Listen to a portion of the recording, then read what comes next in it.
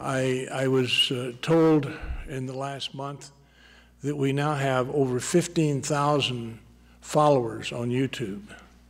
And those are not just followers in the United States.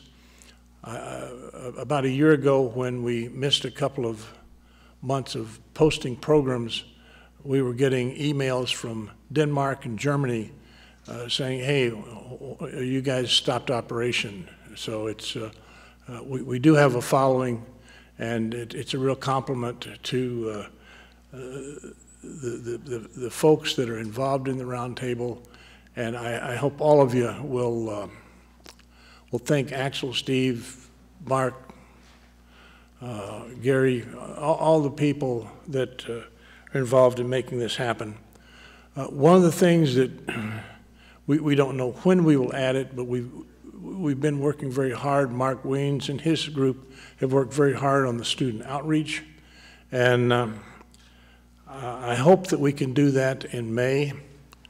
We're doing a special event in May on the 8th Air Force. Of course, that was to lead into a staff ride in May, June, which we're now hoping to accomplish in August. So we'll keep you informed as to how that comes together. But as you know, it's following what's happening in Europe, and the things that are happening to us are happening all over the world. So it's just, unfortunately, we don't get those news reports as frequently as we should. Axel, would you like to talk about some of the publications for our students here? You mean the whole stuff there?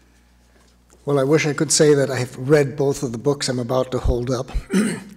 The book for this evening, our speaker for this evening, Robert Ehlers, Targeting the Third Reich, deals with reconnaissance and the interpretation of aerial reconnaissance during the Second World War in the European theater. So we have both a hard and a soft cover available if you're after the talk. The book for next month, Blood, Oil, and the Axis, should really interest any of you guys that somehow have been getting a scholarship to study Iraqi history in the last 2 decades. Back in the spring of 1941, there was an uprising in Iraq led by fascists and supported by the Germans, and they managed to get their troops in through Syria, which was still under Vichy French control at the time. It's actually, as an aviation nut, I've read the stories about the pilots who flew there. The book here, I haven't had a chance to read it yet. I will read it by the next time, because I looked in the index, and there's a guy named Dr. Eric Gruba in there. He was the Mideastern expert of the Third Reich, and at the end of the war, when my father got fired from his job in the synthetic oil industry because he refused to join the Nazi Party in the fall of '44, Gruba turned out to be my father's successor. So I've known the guy's name all along. Now I'll finally, at age 80, after having heard these stories since I was a kid, I will find out more about what Dr. Gruba did in Iraq. But anyway, that's our book for next time, and we have copies available already. Thank you. Thank you.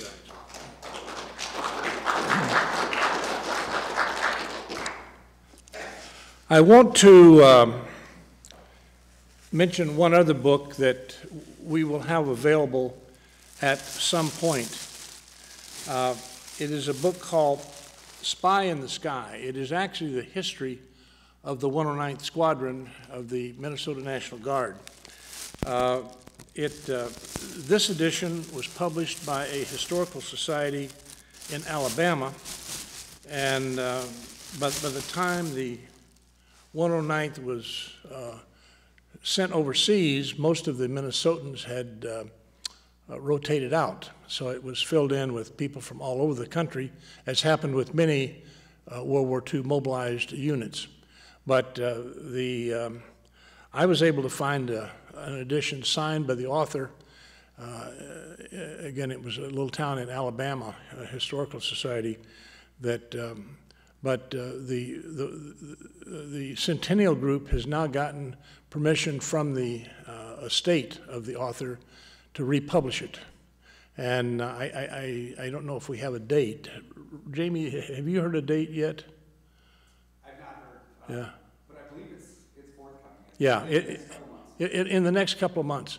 So we will have that, and if any of you have a connection to the 109th or the Minnesota Guard, it's a great story, and you're going to see from Rob Ehlers' book and presentation tonight the significant role that the Minnesotans played in that, and Colonel Lindman will talk about some of that in his presentation tonight.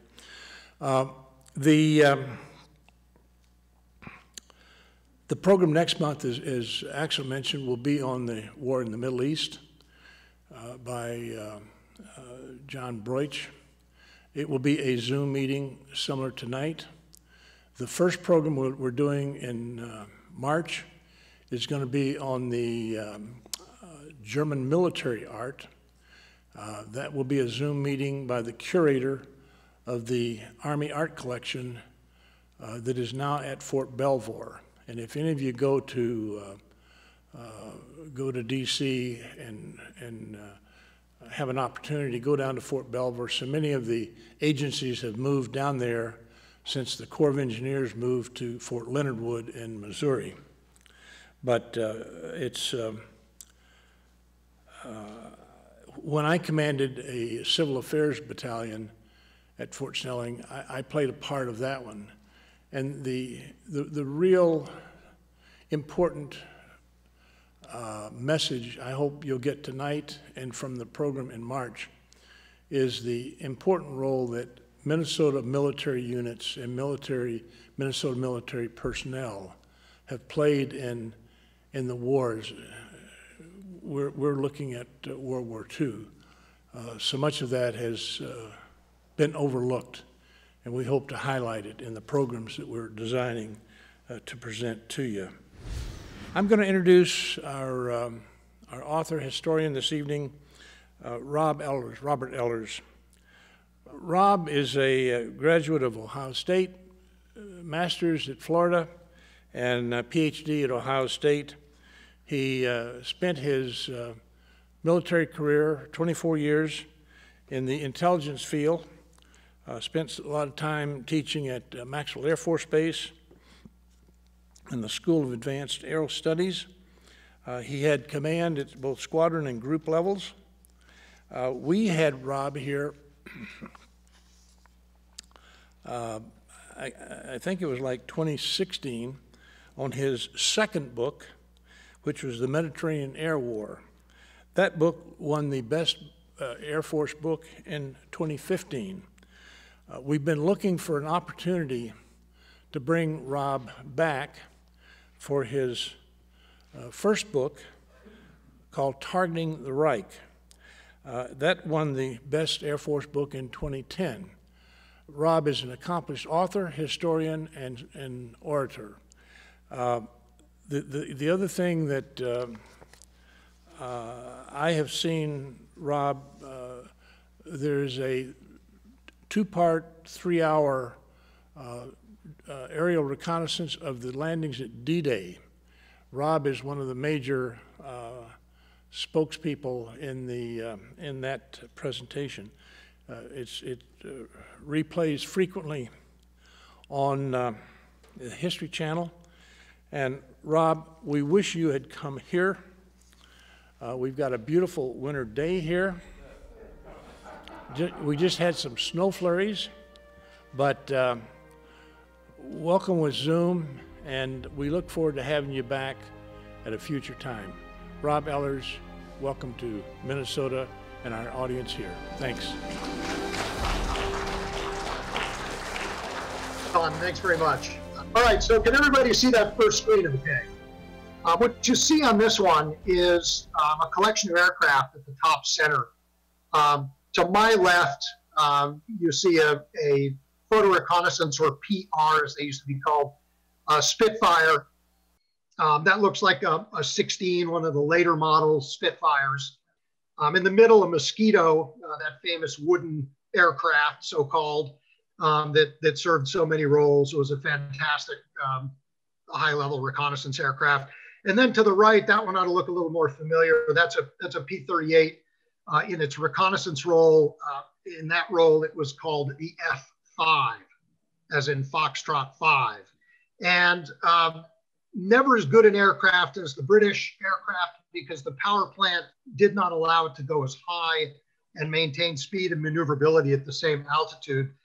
One of the odd things, just to note very quickly, is that as much as the Americans emphasized, the U.S. Army Air Corps and Air Force senior leadership emphasized high altitude precision daylight bombardment, they spent almost no time at all thinking about the aircraft and the intelligence structures that would be required to support effectiveness assessment. So what ended up happening was that aircraft like the P-38 were pressed into service and did double duty. And so what you ended up with was, higher loss rates because they could not get up as high. But they brought back a lot of useful information, just like the British aircraft. What you see in the corners, in the top corners, are some of the photo interpreters in the top left. Over half of the photo interpreters involved in this process were members of the Women's Auxiliary Air Force. They were from all walks of life, and because this was a war for national survival, basically they could grab anybody they wanted to do this stuff if they qualified. In the upper right, you see a place called RAF Medmenham. And RAF Medmenham was the headquarters of what became the Central Interpretation Unit, or later the Allied Central Interpretation Unit, as it was called once the Americans arrived. And that's where all the heavy lifting, first, second, and third stage interpretations of and analyses of bomber strikes took place. What you see lower, these two bigger images, are sort of the remnants of a German synthetic oil plant. That was Zeitz, I believe, which was a major producer of aviation fuel. These plants are about 40 acres in size, obviously rather difficult to move and rather difficult to hide. And once the Allies had the aircraft necessary to go after targets like this and realized their importance because of the shortage of German fuel, they went after them pretty hard. The other targets that they went after particularly hard were marshalling yards, rail centers. And the one on the right here is Juvisy in France. This is a pre-Normandy, pre-D-Day bombing. And you see a before and after kind of set of photos there of the marshalling yard looking a bit like a moonscape, after it was hit. So these are kind of the background photos, if you will, that go with my introduction. So let me give you a bottom line up front. Obviously, the development of heavy bombers, of four-engine bombers, something people still tend to call strategic bombers, although they weren't only strategic to the degree that they had a strategic effect. And I'll talk more about that later.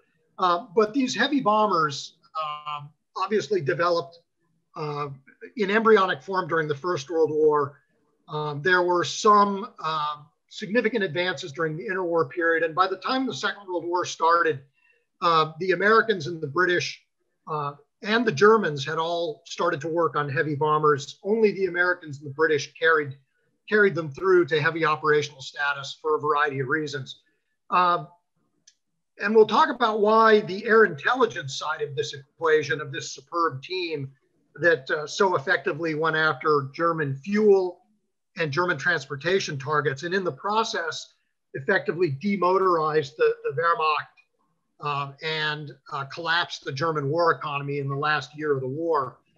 We'll talk more about why the British were kind of the parents of that process, and the Americans had to learn from them later. Again, it goes back to the American senior leadership focusing very heavily on aircraft, on heavy aircraft that could deliver munitions, and almost not at all on the intelligence, the intellectual or organizational infrastructure for air intelligence units and for photo reconnaissance aircraft.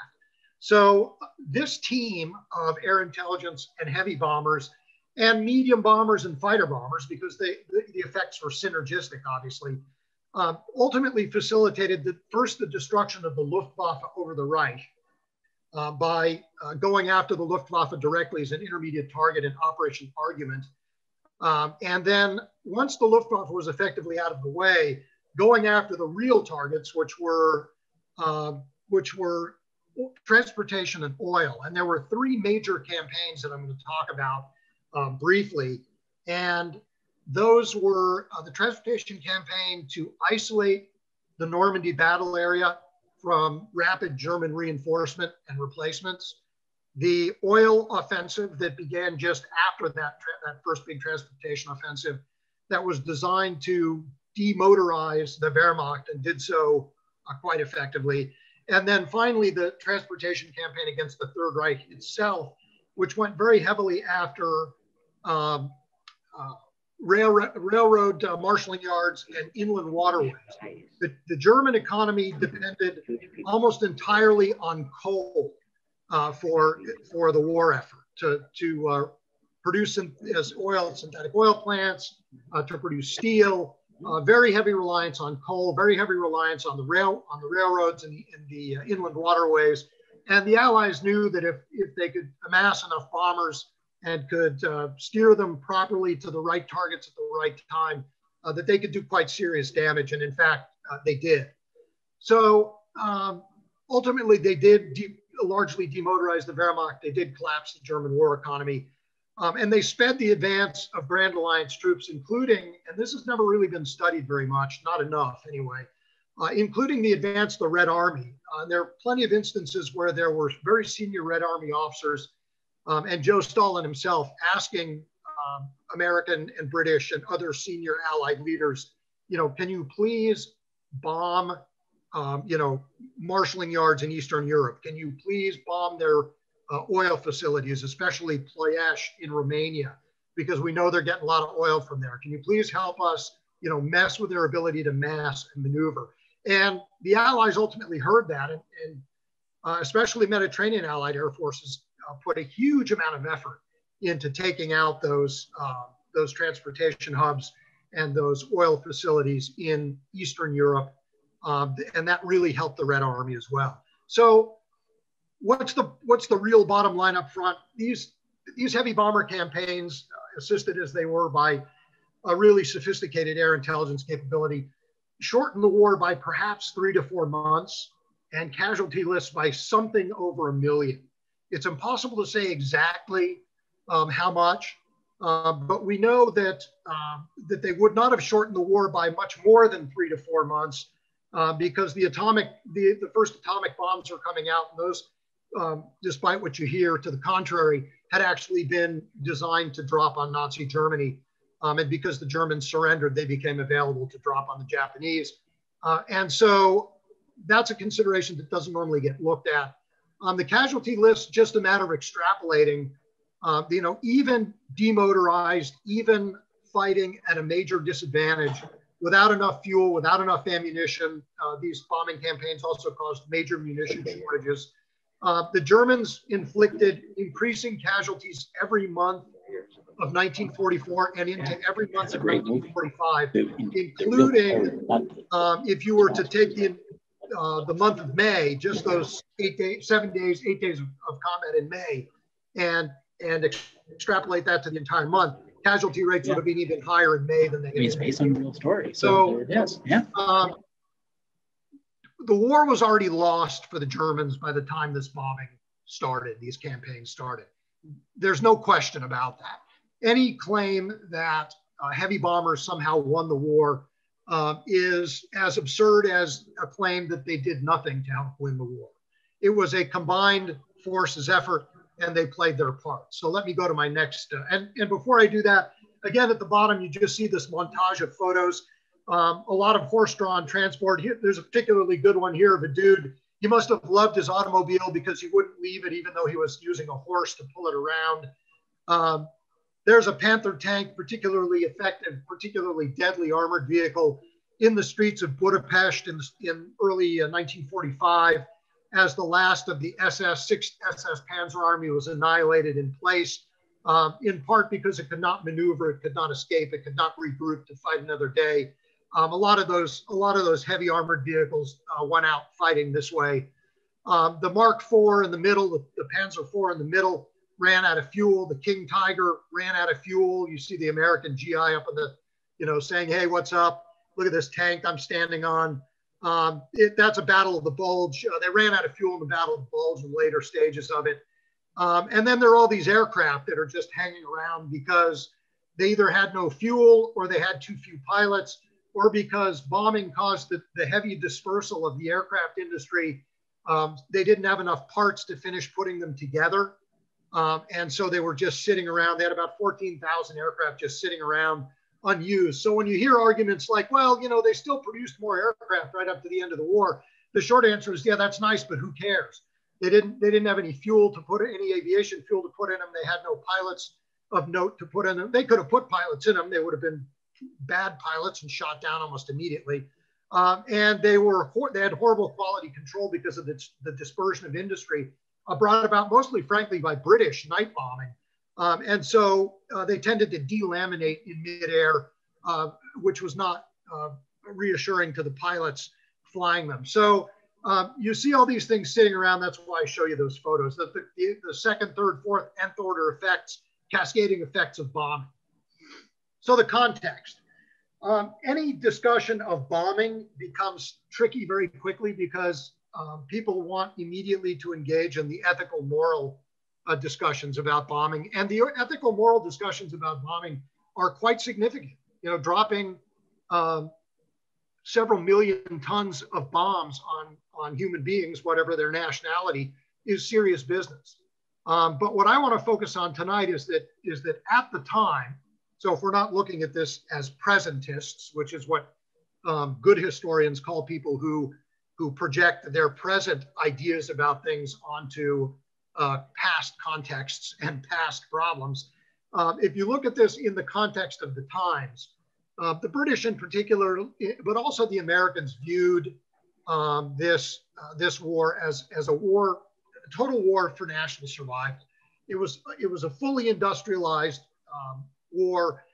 And once Roosevelt surprised Churchill and everybody else with his demand for unconditional surrender in late 1942, which Churchill frankly liked quite a bit, there was no question that this thing was going to go to the very end. And the only way the British initially could get to the Germans outside of North Africa, once they engaged the Italians and the Germans there, was by bombing. And the only way the Americans could participate heavily before Normandy and continue to participate heavily afterwards was with bombers as well. So moral and ethical concerns are by no means irrelevant. They're important, but I'm not going to discuss them. I'm going to be looking at this from an effectiveness perspective. And it's important to remember that the Allies and the civilian populations wanted this thing over quickly and at the lowest possible cost in blood and treasure. So bombers became part of a much larger combined arms effort that became critical to winning the war. And at the end of the day, armies had to liberate, they had to conquer, but this total force idea of aircraft, ships, tanks, troops, logisticians, intelligence types, fill in the blank, all working together and in a synergistic way to produce a new kind of maneuver warfare that was even better than the German variety, is what really proved, highly effective. So air intelligence and heavy bombers were part of a larger effort, but they were an important part of it, and they helped to shorten again the war and the casualty lists. So, and these pictures are kind of self-explanatory. You can see how much of Europe and Eurasia the Germans controlled at their high water mark. This is, obviously the Germans marching into Paris in 1940. And then there's everybody's favorite, the Fuhrer at one of the Nuremberg party rallies. So some additional context. Allied intelligence types, particularly the British and then later the Americans as they joined in and were educated and trained by the British intelligence infrastructure. German oil and transportation systems were particularly vulnerable. The Germans never had enough oil production to put together a comfortable level of reserves, and any really significant sustained expenditure of oil and fuel, POL, petroleum oil lubricant kinds of products, was going to put them in serious trouble. And so the German approach obviously was to engage in these short, sharp campaigns against Poland, against Norway and Denmark, against the Low Countries in France, against the Balkans, and then eventually it was supposed to be a short summer campaign, obviously against Russia, which went rather badly wrong. But after each of those, the idea was they would recoup, re-equip, they would replenish their fuel supplies, they would grab all the fuel that they took control of by conquering these opponents, and then they would roll on to the next series of successes. And that worked for them pretty well until they stopped succeeding in Russia in December of 41, and never really succeeded there again in a military strategic sense after that.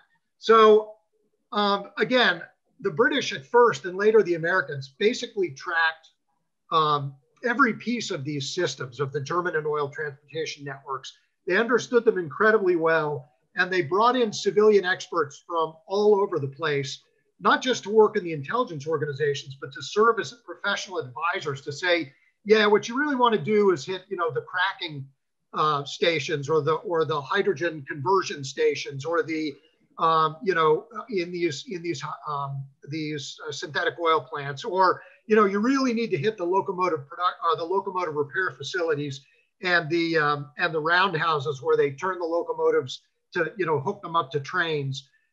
These are the things you need to hit. And here's why, and here's what it's going to do if you do that. So that was all pretty important. It also mattered quite a bit. The German preferred way of war depended entirely upon tactical and operational and military strategic mobility. And so what that meant was that they needed a certain amount of fuel, even though, they used horses heavily throughout the war. Their spearhead units were obviously, Panzer and Panzer Grenadier units, highly mobile units, and that required a fair amount of gasoline. And obviously the Luftwaffe required a fair amount of aviation fuel. And then the way they moved from theater to theater was frankly using the Reichsbahn, using the railroad. And so anything that smashed up the railroads really messed with their, sort of theater level, operational level kind of mobility. So there were multiple benefits to going after the railroads, not just messing up their production, their distribution of goods, the movement of parts, components, but it also messed with their operational mobility.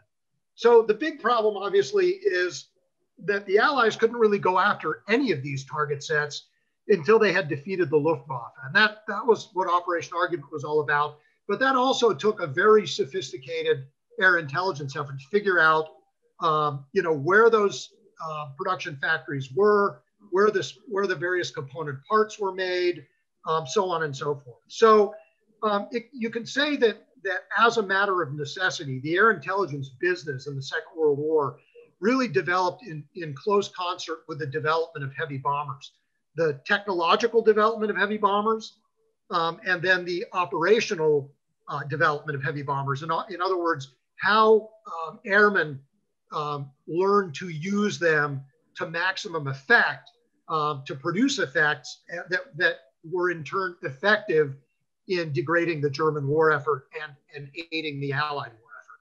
So again, the big transportation campaigns, Normandy and against the Reich, and the oil effort are what we're going to focus on tonight. The book really starts with World War I, but I have very little time to go through all of that. I think I have one slide dedicated to World War I and the interwar period coming up here shortly. We will talk a little bit as well about the attacks on aircraft production, which brought the Luftwaffe up. It had to come up and defend the Reich and defend its sources of production and replenishment. And that's when, of course, Allied fighters with drop tanks by that point were able to engage those aircraft as they came up to go after the bomber streams or the bomber formations. And then we'll talk briefly about V weapons, the attack on V weapons, Operation Crossbow, and then support to the Red Army, which I mentioned was extraordinarily important since 9 out of 10 German casualties in the Second World War occurred on the Eastern Front.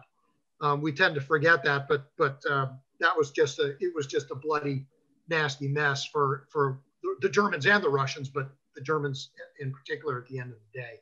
So World War I was really the beginning of all this. Obviously, I think everybody understands that aircraft, bombers were far too embryonic in World War I to have any kind of what I would call significant effect on the course of the war.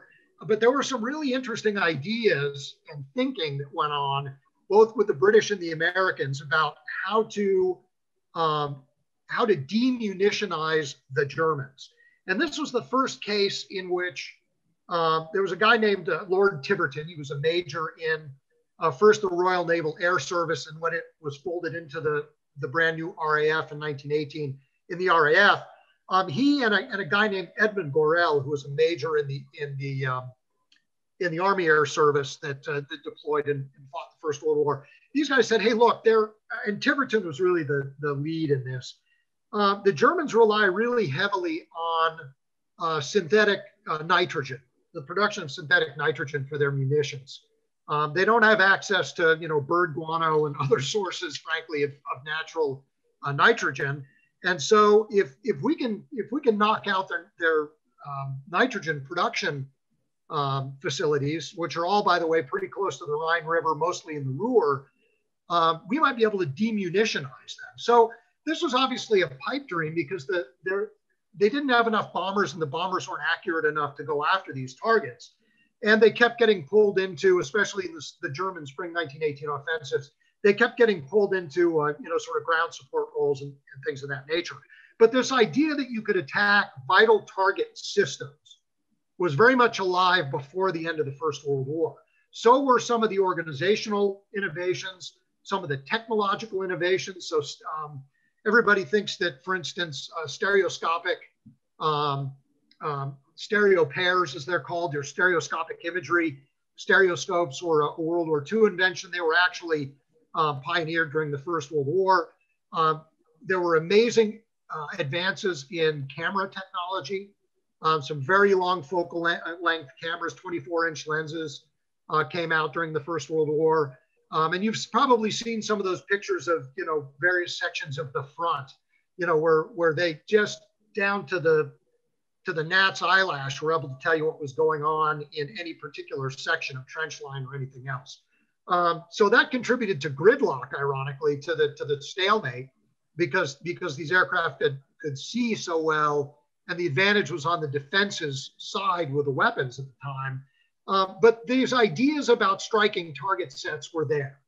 After World War I, obviously, as massive economy measures came into place for every military, including the US military, there were major decreases in these air intelligence efforts. They were the air intelligence organizations in the US Army Air Service, later the Air Corps, were for a time disbanded completely. In the Royal Air Force, they were reduced to a grand total of 8 people at one point.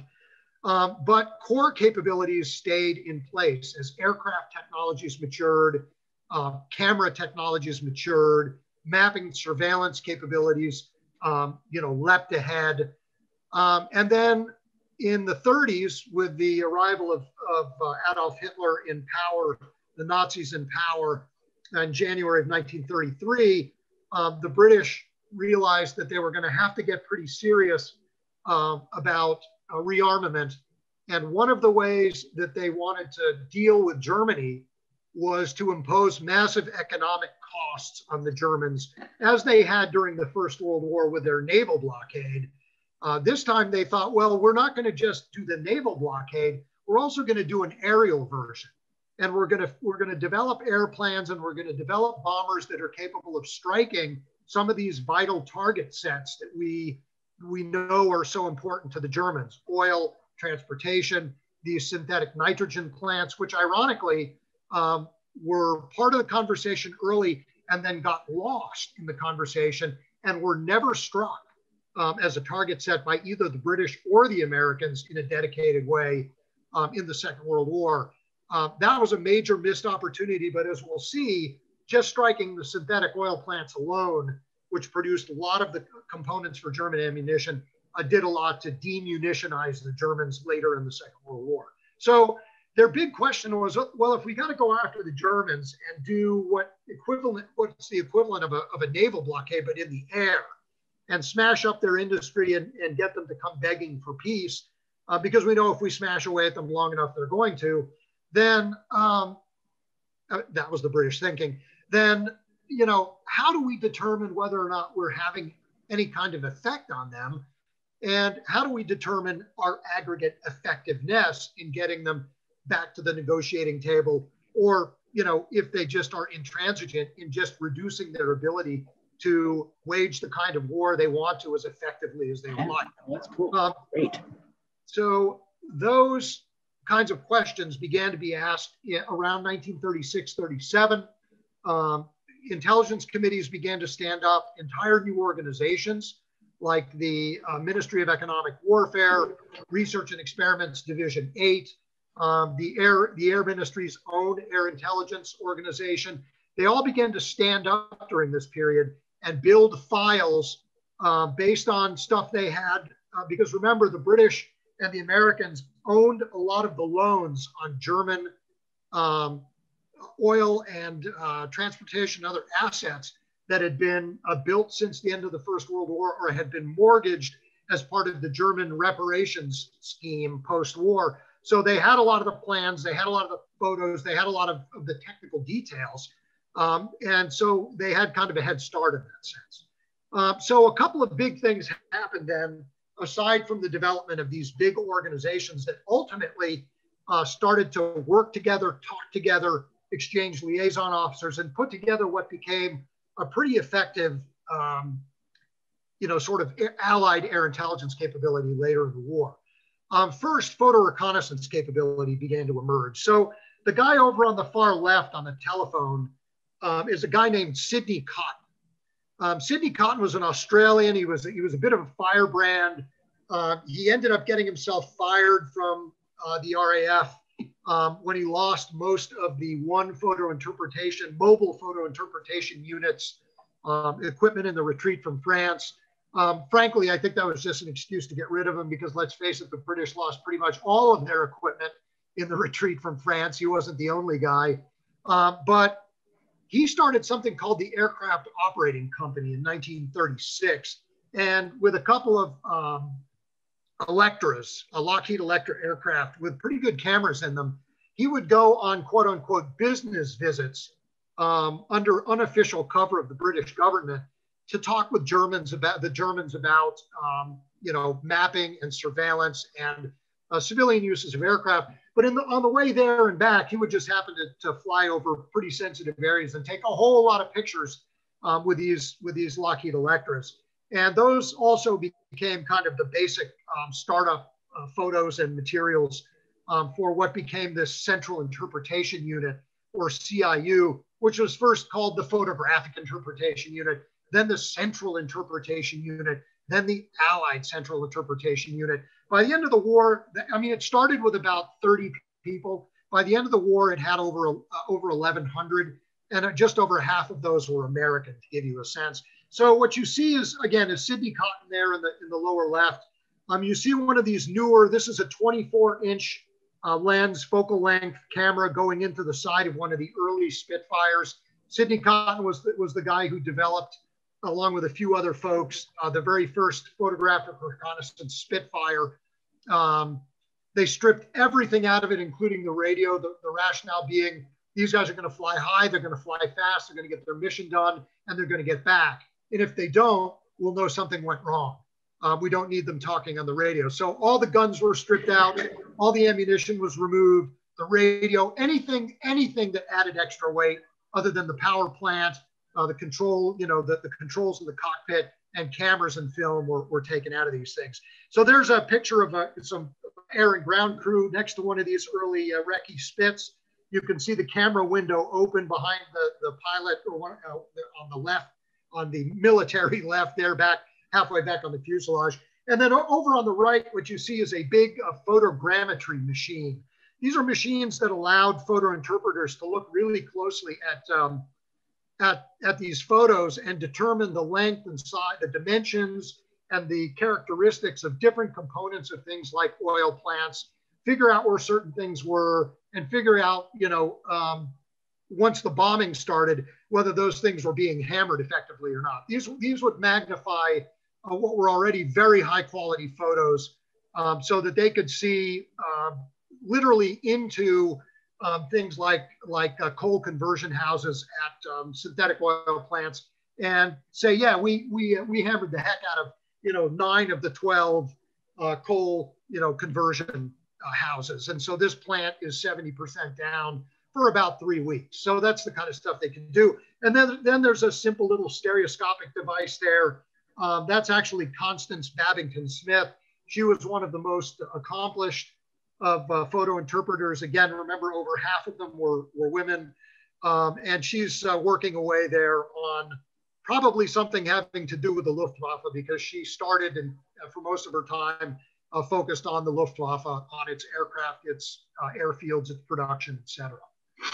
Okay, so some paradoxes that you ought to be thinking about. Remember, I said that the British, like the Americans in the interwar period, were planning for heavy daylight bombardment raids. Their idea was that we're going to go in and we're going to smash up German industry. And they were operating under the increasingly outmoded assertion made by then Prime Minister Stanley Baldwin in 1934 to Parliament. And he was talking about it from the British perspective, and it was kind of downcast. He said, the bomber will always get through. In other words, we're not going to be able to stop them. They're not going to be able to stop us. Bombers are going to get through. Well, obviously the British figured out pretty early in the Second World War that was not the case. So, for instance, the raid on Heligoland Bight up in the North Sea in December of 39, they lost 80% of their aircraft on that raid. When they tried for other heavy aircraft, raids, daylight raids, the same kind of loss rates, 50 to 80%. When they engaged in ground support missions, even with Spitfire or Hurricane top cover in the campaign in France in 1940 with the British Expeditionary Force, 30 to 50% loss rates were not uncommon as they tried to slow down the German advance. So they figured out pretty quickly that this was not going to work. I mean, their air crews were getting killed off too quickly. Their aircraft were being shot down too quickly. So ultimately they turned, as everybody knows, to night bombing. And that's where ultimately Sir Arthur Harris, Bomber Harris, to some people, Butcher Harris, took command of bomber command in early 42, and changed the whole approach with the enthusiastic blessing of Churchill and some others. So the irony is that air intelligence capabilities that the British had been developing were really for these daylight bombing, to assess the effects of these daylight bombing capabilities.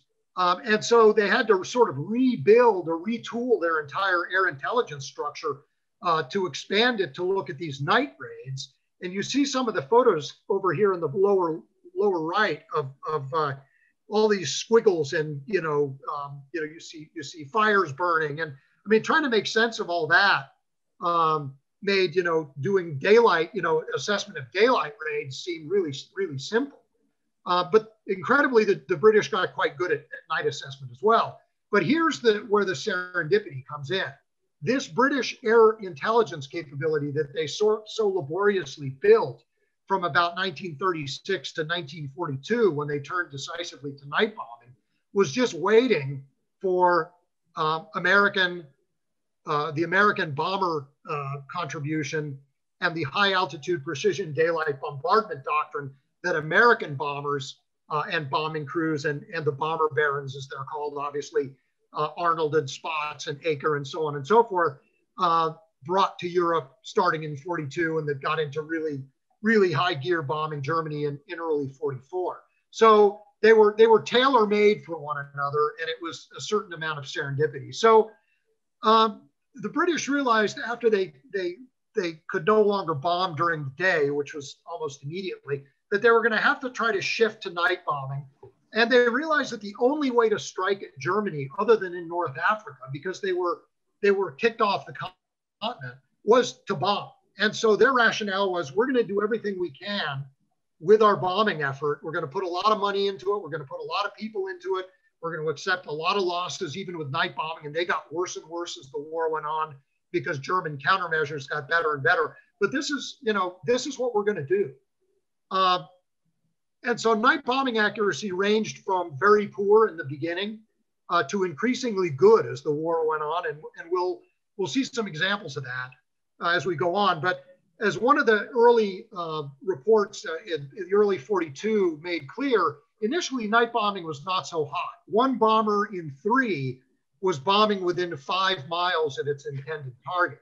So there was an early oil offensive in 1940 through early 42, where the pilots, the air crew would come back and say, yeah, we're sure we shacked that. Shack obviously being a bomber crew target for, we nailed the target. And the British would come over with their larger and larger fleet of photo reconnaissance aircraft, and they'd take pictures of these facilities and they wouldn't see any bomb craters. And so they'd say, well, how's that? Because our post-strike briefings were hearing that they're really nailing these things. So as they got enough photo reconnaissance aircraft, they realized, no, we're not really nailing these things. We're missing by a wide margin. And so that led to all of these British innovations that you probably heard about, like Pathfinder Force, really, really good navigators who could fly at night, different colored marking flares and, bombing flares. Ultimately, things like H2S radar, OBO and G, which were radio signal activated bombing capabilities or bombing systems. They went to a bombing stream where they bombed in trail, one bomber after another, got to the point where they could put 1,000 bombers over a city in about 40 minutes using this in trail system with all of these Pathfinder and, marking flare, target flare kinds of techniques. So they got better and better and better and better, but they were never able to get the Germans to cave using night bombing, as you all know, any more than the Americans were using day bombing. But together, night and day bombing did really serious damage to the Germans. And we'll see that as we go further into this thing. What you see in the lower left is one of the few early British bombing campaigns that it was really successful. And that was an anti-barge, anti-invasion barge campaign. So when the Germans were planning Operation Sea Lion in the summer and fall of 1940, they grabbed every barge that they could along the Atlantic coast, up in Scandinavia, and they concentrated them all on the Pas-de-Calais. Those were the barges that were going to carry the German invasion fleet over to the British Isles once the Luftwaffe had knocked out the RAF and the Royal Navy, which of course didn't quite go the way the Germans intended. But the British started to bomb these barges, and they bombed them quite effectively because they could see very well at night, especially if they were bombing by moonlight. They could see the contours of the coastline, and they could see where the major ports were, and they could even see these big collections of barges that the Germans sort of thoughtlessly had put gunwale to gunwale, hundreds and hundreds of them. And so they had destroyed about 20% of the barge fleet by the time the Germans said, we probably ought to disperse these again and wait for our inevitable victory over the RAF, and then we'll come back and invade them. Well, obviously it never happened. But when it came to bombing targets inland, the British were much more, as this report noted, 1 bomber and 3 bombing within 5 miles of the target.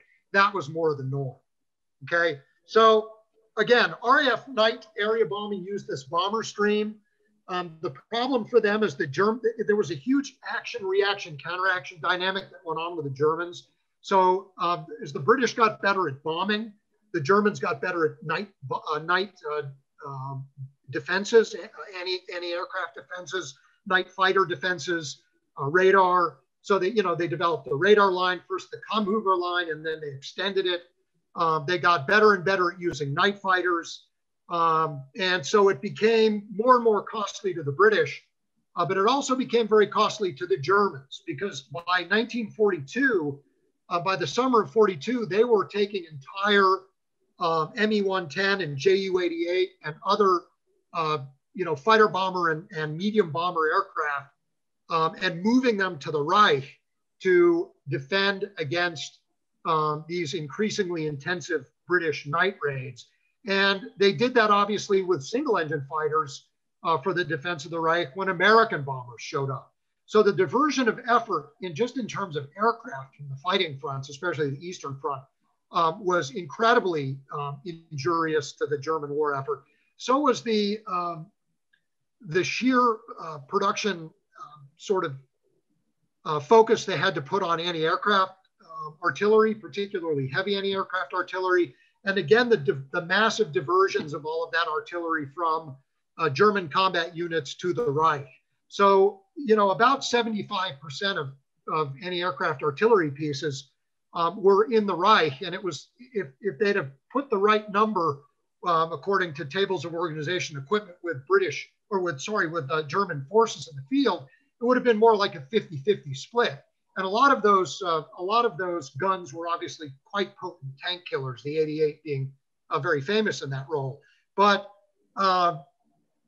so it was this contest in which the British did really major damage to a lot of German war industries because by bombing the cities and putting their aim point in the middle of cities, they did a number of things that a lot of people missed at the time that proved very important and that only became clear in studies conducted well after the end of the war. So for instance, all of the major marshalling yards were in the central cities. So every time they attacked a city, they generally smashed up the railways. And when they attacked the Ruhr, which was a huge area, as you know, of German production, war production, they really, really messed up railway capabilities in and out of the Ruhr at the very moment that Albert Speer was beginning what was called the economic or the armaments miracle in Germany.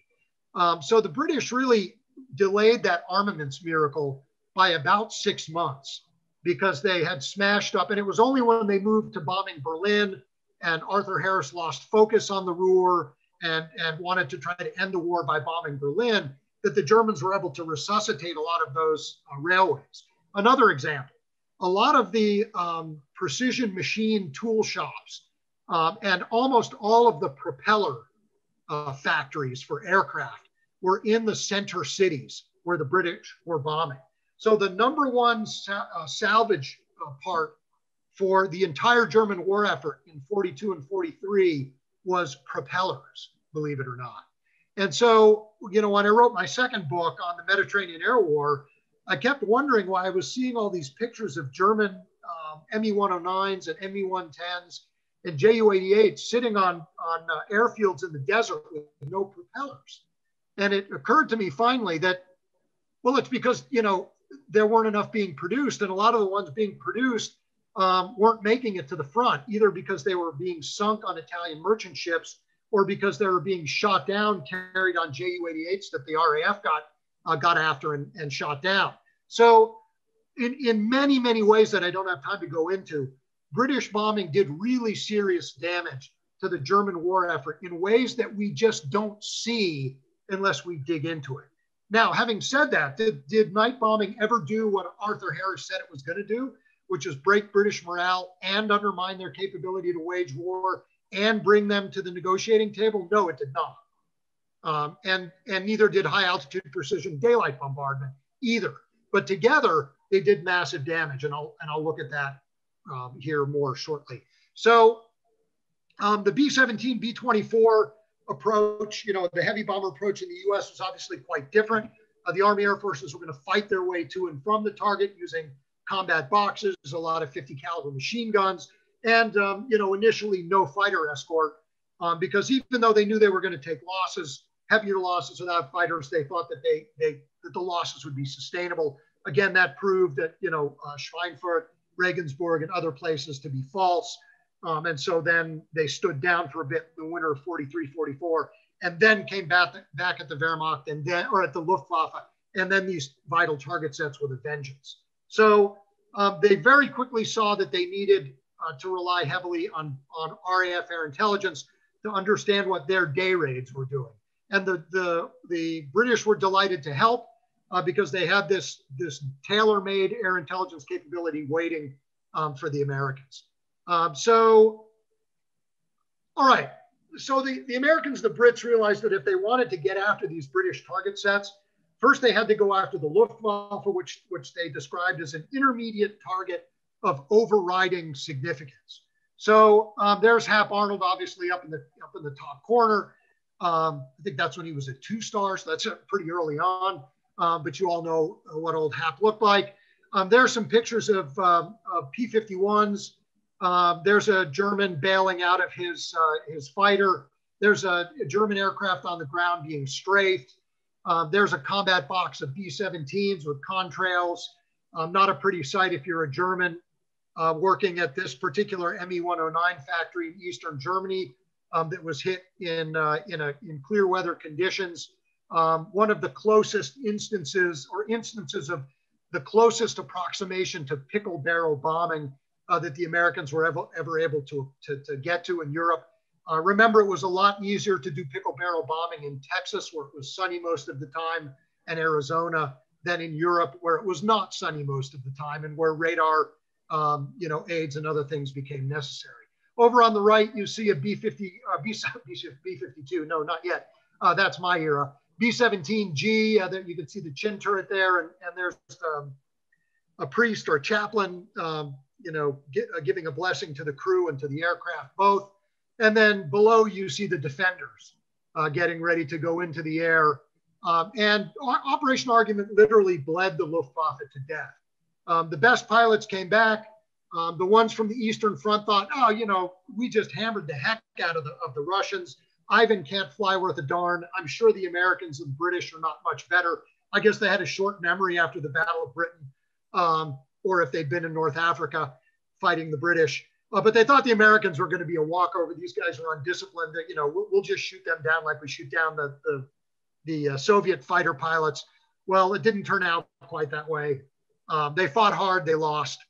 And once air supremacy was in hand by April of 1944, that's when the transportation oil campaigns went into operation. So I'm going to talk about very briefly the structure and process of air intelligence, and then go into those incredibly effective campaigns that helped to speed the end of the war. So photographic reconnaissance units, both American. So, the 109th obviously went forward, and you'll hear more about that from the colonel when he follows me. But, a lot of these units the American units were located at a place called Mount Farm. The British units at a place called Henton, RAF Henton. Both of those were very close to RAF Medmenham, which was where the Allied Central Interpretation Unit was located. And so once they got the directive to do the combined bomber offensive, and there's, there are Churchill and Roosevelt in that picture in the lower left, and they started to operationalize that. There's an operations room. You can see the Quonset hut shape of that thing. And they sent their air crews out, and they sent their photographic interpretation units out. And the senior commanders like Spots and Doolittle, who you see there in the picture closer to the right, they came together, and they were able very quickly to take these photos, to take signals intelligence like Ultra, the Enigma cipher. Not very important initially, but as the bombing raids smashed up transportation and oil and other targets, the backup communications node, once landlines went down, was Ultra. And so all of a sudden there was this explosion of intelligence coming through on Ultra that could be corroborated with what was coming in from these photographic reconnaissance units. And then you see a courier, in this case, another women's auxiliary Air Force type, on a motorcycle, getting ready to courier some of this stuff to a unit that is going to be retasked to go out and bomb something. And they got this down to a 1-week cycle for so-called strategic or heavy bombers, but they could retarget in a matter of 8 hours if they needed to, with anything from fighter bombers to medium bombers, and sometimes even with heavy bombers, because they had 4,000 of them and 14,000 total combat aircraft. And so they had plenty of aircraft to go after these targets. The way this worked is that they had a whole bunch of duplicator machines that would take these annotated images that came in from what was called immediate interpretation at these photographic reconnaissance units, the intel types located there. They would go to first phase imagery, which was due out in 12 hours, second phase imagery due out in 24 hours, and third phase imagery exploitation, which was about 2 weeks. And that was the stuff that went to the high level strategic organizations like the Ministry of Economic Warfare, Research and Experiments Division 8, the Enemy Objectives Unit, which was an American equivalent of the Ministry of Economic Warfare, where they would start to do aggregate level assessments of effectiveness. What are we doing to their aggregate oil, fuel, production, and distribution capacities? What are we doing to their ability to move trains? How many trains are they moving this month versus last month, this week versus last week? What's this particular facility doing in terms of producing oil from coal, the synthetic oil plant? What is this railroad center doing? Are they moving any trains at all? Is it still nothing going on?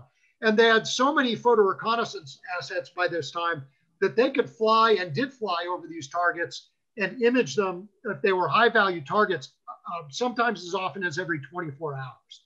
So they were keeping track of what was going on with rebuilding or repairs or any of the rest of it. So this was a multi-agency, multinational effort, as we've already discussed. At the strategic level, I've already talked about a lot of these organizations that came together, and they work together in organizations like the Combined Strategic Targets Committee, which was the big committee where whole of government plus senior RAF plus senior U.S. Army Air Force officers met to say, okay, how are we going to steer our bombers now? You know, we've taken out these oil production facilities for the time being. These are still active. Which are the ones we really need to go after? And hey, RAF, because your bombers have longer range, because you have night precision bombing capabilities that we don't have in the U.S. Army Air Forces, and because your bombers carry twice as much bomb load and carry much bigger weapons, which of these facilities would it be logical for you to attack with those kinds of capabilities, as opposed to us attacking in our daylight role with B-17s and B-24s. So, and then which facilities, which oil depots in the field should our two-engine medium bombers and fighter bombers be going after? So there was a lot of close cooperation with the tactical air forces, and this was obviously an evolutionary process with a lot of iterative improvements that ultimately had a high level of effectiveness. So let's turn to the offensive themselves now really quickly. And I see that I'm at about, if I'm not, I'm almost at 50 minutes. So I'm going to work you through this pretty quickly. Eisenhower was, after a series of bruising arguments between the so-called bomber barons and the combined chiefs of staff and various others, Eisenhower at one point said, look, if you don't give me operational control of all the heavy bombers before D-Day, during D-Day, and until I tell you I don't need them anymore, I'm just going to have to go home. That's literally what he told Churchill. And that got Churchill's attention. So he was, not surprisingly, given OPCON because Roosevelt supported that as well. So there was a big meeting on the 24th or 25th of March where Eisenhower presided over this major argument regarding different proposals for transportation, oil, and bridge attack plans. Transportation won because Arthur Tedder, he's pictured here next to Eisenhower, was Eisenhower's #2 guy. He was the deputy senior commander, Allied Expeditionary Forces. He and a guy named Solly Zuckerman, his senior scientist, had seen how transportation attacks could really mess up the movement of trains in Italy. They thought it would be even more effective messing up the movement of German forces towards Normandy. And so they prevailed in this argument. But Eisenhower, not being a dummy, listened to Spatz's arguments about oil and about bridges, and very quietly after the meeting said, hey, Toohey, I want you to go after oil and bridges too, but just not yet. and just go ahead and do it kind of quietly. And so ultimately, both Arnold and Portal, who was the head of the RAF and their representative on the Combined Chiefs of Staff, you see him in the center there with Arnold, they both sort of got their way, all right? And because there were over 4,000 heavy bombers, it was kind of a false dilemma. It wasn't an either or. It was a we can do it all, and they did ultimately, but it's somewhat later because of these arguments than they might. All right, so very quickly, Normandy. RAF night precision raids against major marshalling yards in France began on 8 March, and the offensive became more and more and more intensive. And what became very clear very quickly, because there was no Luftwaffe night defense to speak of in France, and because there was very little AAA, it had all gone back to the Reich, the British could bomb from very, very low altitudes, comparatively speaking, to what had to be done over Germany. And they were very good by this point with their Pathfinder force and their radars, the H2S radar, and trained marshalling yards and oil facilities have a lot of metal, a lot of steel. They're 40 acres plus in size, as I said. So they were able to bomb them. And the one you see up here is the rail center at Trappes outside of Paris, one of the big gateways into Normandy. And that's what it looked like after the first big British raid. So you see trained locomotives thrown around, and they focused specifically on locomotives and repair houses. They smashed up a lot of cars, of freight cars, but they were really focused on degrading the ability of Germans to move trains by destroying locomotives. And this went all the way down to fighter bombers and medium bombers. Wherever they saw trains moving, they were to strafe the locomotives and knock out the locomotives. And so this was a tooth to tail kind of effort to destroy the German ability to get troops into Normandy. And that extended as these attacks continued and all of these big marshalling yards were knocked out of action. The interdiction lines flown by fighter bombers and medium bombers went 100 miles, 150 miles, 200 miles in some cases beyond these big railroad centers. So what it meant for the Germans, for German ground forces trying to get to Normandy during and after the invasion, was that they had to detrain 100 miles or so away from the front. They had to march under constant fighter bomber attack and night bomber attack as well. They were pretty frazzled. They lost at least half of their equipment, heavy equipment, in the process, and they used up almost all of their fuel. So they rolled in small packets over using barges, which initially the Allied intelligence organization missed. They were sneaking into Normandy using barges. And it was Special Air Service and Jedburgh team guys, Special Forces guys, and the French resistance that said, hey, you've dropped all the bridges, you've dropped all of these, you've killed off all these big marshalling yards, but they're sneaking in these barges, at which point the barges were targeted and the Germans could get almost nothing through at that point. So they were fighting with fewer and fewer and fewer lower stockpiles of fuel, lower stockpiles of ammunition. They were fighting a static defense when they would have preferred a war of maneuver. And when Patton finally began his breakout and the Germans moved what they could, several divisions, as you know, heavy divisions, down to try to contest him, they were completely unable to engage in maneuver warfare, A, because they had too little fuel, and B, because every time they tried to maneuver during the day, they got jumped by what they called the Yabos, right, the fighter bombers. So the other thing that really, really hurt the Germans is that they had to demotorize their divisions because all the railheads were at least 100 miles behind the lines. So to get fuel, to get ammunition, to get food, rations for their troops, they had to take all of the trucks that were supposed to move their troops around tactically, and they didn't have enough of them as it was. As you know, they were never as motorized as the Allies. And they had to roll all those things 100 miles over bad back roads under threat of attack by the SAS and the French the French resistance, and they annihilated a lot of these supply convoys. They used as much gas as they brought back. It was constantly draining to them.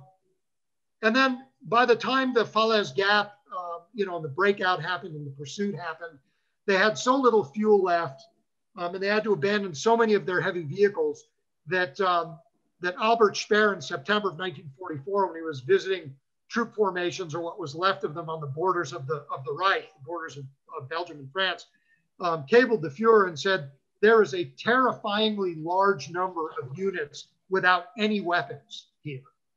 And so they had to re-equip, but they didn't have a whole lot of time to learn how to use the newer stuff that they were getting, or even get familiar with the older stuff that they were getting. The oil campaign interacted heavily with the transportation campaign because as the railroads were getting smashed up, so were German oil plants. They never produced enough oil as it was. They were relying on recouping their oil stocks from campaign to campaign. Once they failed to take the Caucasus oil fields in Russia, and they failed to punch through the Middle East oil fields in Iraq and Iran, and I know you're going to hear a little about that next month. It's a fascinating campaign.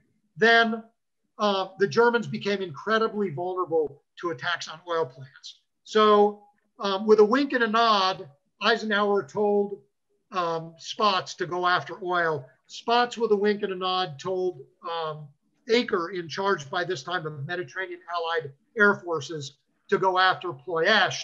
And they went after it well before they got official permission in May of 44. They were going after it by late March. And they did it by saying, well, we're attacking the transportation nodes around Ploiești, which were actually moving all the oil. And that's how they got away with it. So they kind of did a twofer. They attacked, quote unquote, the railways and the marshalling yards, but they're really going after oil. And so what they did was basically deny German formations on the Eastern Front the ability to refuel and resupply, because they smashed up the railroads and all of that fuel production and distribution. They could not resupply and engage in maneuver warfare very effectively. And so there were two major battles at the borders of Romania, for instance. The first, the Russians arrived, the Germans still had access to oil from Ploiești. They had good defensive lines, and they just beat the hell out of the Russians. And the Russians had to disengage. One of the few instances after the Battle of Kursk in the summer of 43 where the Russians said, okay, we lost this one, we got to retreat, regroup.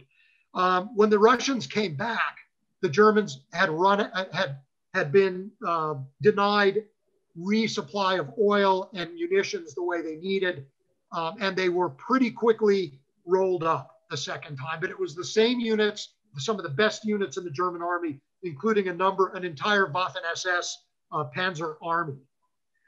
So here's what happened very briefly to oil production and fuel and production of various kinds once these oil facilities were hit in 44. And if we go back very briefly, if you look at this top graph here, this is what happened to railroads with those first heavy raids in March by British bombers, and then the really heavy attacks right before and during and after Overlord, the Normandy campaign. You can see their rail capacity, their ability to move in the West just about dropped to nothing. Something very similar happened in the East, but it was also driven by shortages in fuel, because the Germans had to maneuver over much larger areas in the East, and they kept their fuel depots too far forward.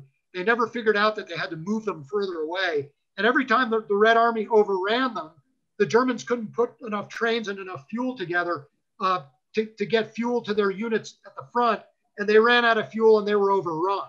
So they created more and more tactical operational problems for themselves, even as the Allies were creating massive tactical operational problems for them by destroying oil and fuel. So here are the kinds of things that happened very briefly. Again, you see the production of oil going down dramatically in this top chart on the left. This is just a map from one of the West Point atlases. You see the Russian advance. Obviously, the Russians were going to advance whether the Germans could move trains and get oil and munitions to the front or not, but they advanced faster and they captured a lot more stuff a lot more quickly, and punched much bigger holes in the German lines and swept aside German units that could not counterattack because they were low on fuel or out of fuel. The Germans also couldn't fly nearly as many sorties on the Eastern Front because they were out of aviation fuel much of the time. And it was the one front where their aircraft still were present in numbers and could have made much more difference than they did in blunting these Russian armored spearheads. So on the right, what you see is just a whole bunch of abandoned German vehicles or shot up German vehicles. The bottom pictures on the Eastern Front, the top one is in the attempted retreat from the Falaise Gap. So here's the so what. Casualty ratios went up and up and up as German oil and fuel and munitions production collapsed as these synthetic oil plants were attacked and as these other oil assets were attacked in Germany and in other occupied areas that the Reich controlled. So, for instance, in Normandy, while the Germans could fight a static battle of attrition, and remember, their objective had been to throw the Allies back into the sea using maneuver warfare, but they couldn't do it in large part because they couldn't get their units deployed fast enough to do it. All of the trains and the bridges, the rail centers, everything else just smashed up. So the casualty ratio for the static phase in Normandy, 1-to-1. When the Allies broke out and took another 140,000 prisoners, and then another 100,000 from southwestern and southeastern France who could not retreat because they were out of fuel and had to walk. Those 240,000 additional prisoners meant a 2-to-1 loss ratio. At the borders of the Reich, when German armored units could only maneuver maybe 10 to 15 miles with what was left of their fuel before they had to dig in hedgehog positions, it was a 5-to-1 ratio. Now, the Allied soldiers were good, but they weren't that good. And German soldiers were still quite good. So a 5-to-1 casualty ratio. The breakout and then encirclement of the Ruhr led to an 8-to-1 casualty ratio as the Germans used the very last of their fuel and and the munition for their heavy guns. On the Eastern Front, it started out at about an 8-to-1 casualty ratio in the Germans' favor. It dropped to about 2-to-1, and in the closing campaigns, it was, as nearly as anybody can tell, about a 1-to-1 casualty ratio.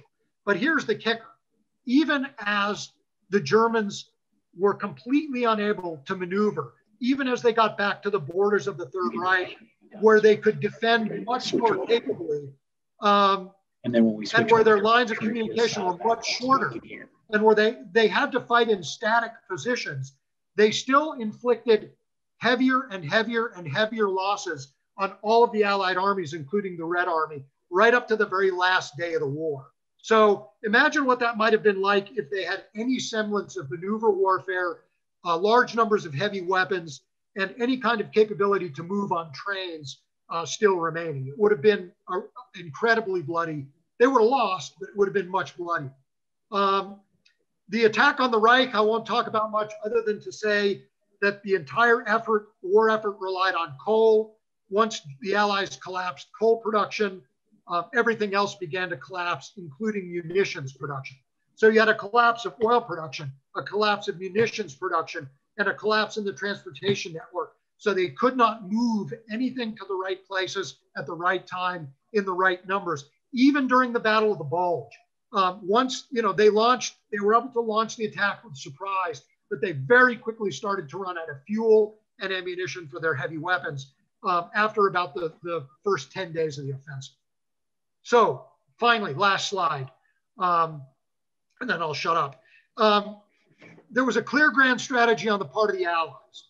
They followed it throughout the war, unlike the Germans, who had no clear grand strategy other than we'll beat everybody we fight and conquer the world, which was a little too vague, frankly, to be actionable.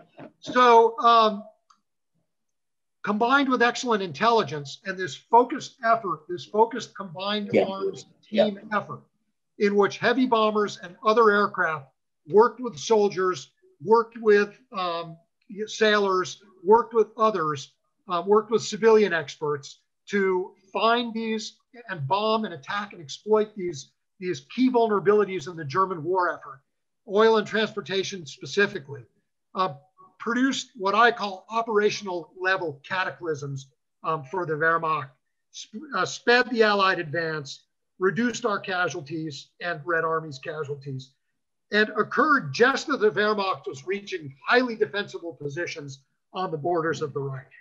By 1945, the average unit in the West had enough fuel to move between 2 and 7 miles. This is German units, heavy units. In the East, it was about 10 miles. The Russian winter offensive, which the Germans didn't expect because the Russians had never done winter offensives up until January 45, captured 1,300 tanks because the Germans had been unable to replenish their fuel stocks. After that, the Germans had almost no operational heavy armored vehicles on the Eastern Front that could do much of anything at all, other than fight from dug-in positions like that Panther tank you saw in the rubble in Budapest. Again, the shift in casualty ratios was dramatic. So the best estimate of this serendipitous relationship between air intelligence and heavy bombers is that it helped to end the war about 3 to 4 months earlier with about 1 million fewer casualties. A lot of people these days would probably say, so what? But if you were one of those 1 million or one of their family members, you probably would have said, well, thank goodness. So that's it for me. I will turn it over now to the Minnesota National Guard, and then I guess we'll all take your questions afterwards. So I'm going to bring down my slides. Thank you very much, Rob. Rob, something that occurred to me as I've been over looking at the sub-pens and the underground manufacturing, how much the air campaign really forced, I'll call it overhead, extra effort to move their manufacturing underground, and the tremendous amount of effort to build these bunkers that took away from the fighting force. We'll talk about that at the Q&A. But yeah, and that was a huge thing. It just wasn't something I had a lot of time to talk about, other than when I mentioned that Bomber Command actually forced that dispersion of industry. And yeah, I'm very happy to talk about it in Q&A. Okay. One of the chief people that we had in the unit, the 109th, was very involved in this aerial reconnaissance. The 109th still exists as a unit, not as a photo reconnaissance unit, out at Fort Snelling. The vice commander of the 133rd National Guard Air Wing out at Fort Snelling, those C-130s you see coming in and out, is here this evening, Colonel Jamie Lindman. Jamie is a graduate of Jefferson Schools. He is a 1995 graduate of the Air Force Academy. He did the Navigator career field. He's a graduate of the Air Command Staff College, of the Air War College, and as I say, he is now the Vice Commander of the 133rd, and he is part of the committee that is celebrating, you may have seen it in the paper, the centennial event of the 109th federal recognition. Colonel Lindman, if you could come up and tell us about the great contributions they made and are still making.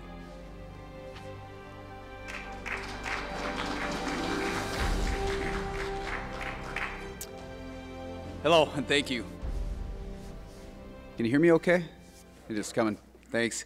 So first of all, I'm not a historian, nor am I necessarily an expert in the 109th, but I have lived a short duration and personally lived a short duration in the 109th. So I spent about 15 years in the 109th, now the Airlift Squadron.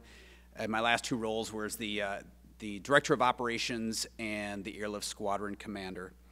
And during that time, I certainly gained the appreciation of the long legacy, the 100 years, of the pride, leadership, of our early founders, and everything they pioneered to get us still operational 100 years later.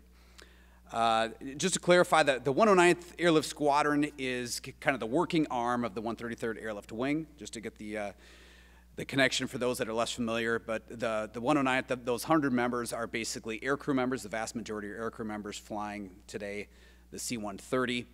and the larger 133rd Airlift Wing is about 1,200 members, again, located at Fort Snelling, right there at the International Airport.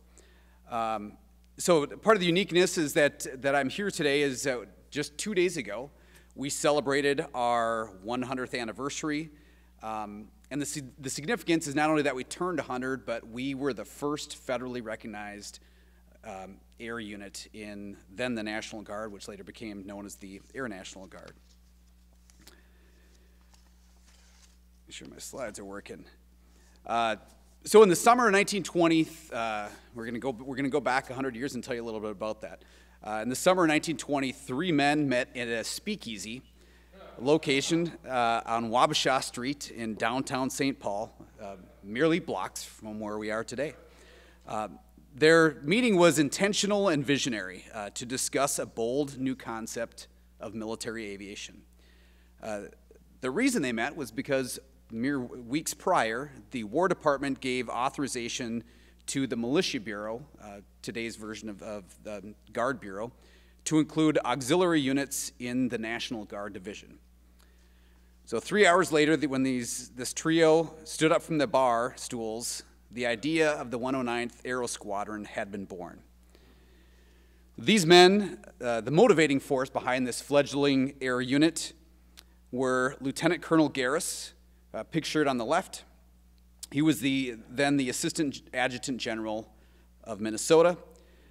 T. Glenn Harrison, not pictured, was a reporter for the St. Paul Daily News, and Lieutenant at the time, Ray S. Miller, pictured on the right, was a recently discharged Army Air Service pilot. Little did these men realize that their actions that day would so thoroughly change the role of the National Guard. So Garrison Miller proposed this idea to Brigadier General Walter Rhinow, who was the Adjutant General for the state of Minnesota. Rhinow quickly bought in to this idea, and he unofficially formed the 109th Aero Squadron. So this slide just helps articulate the rapidness of going from June 1st, where the Militia Bureau first said they would allow auxiliary units, and a little preview of what's to come, until January 17th, 1921, less than 7 months. A lot happened to get this federal recognition.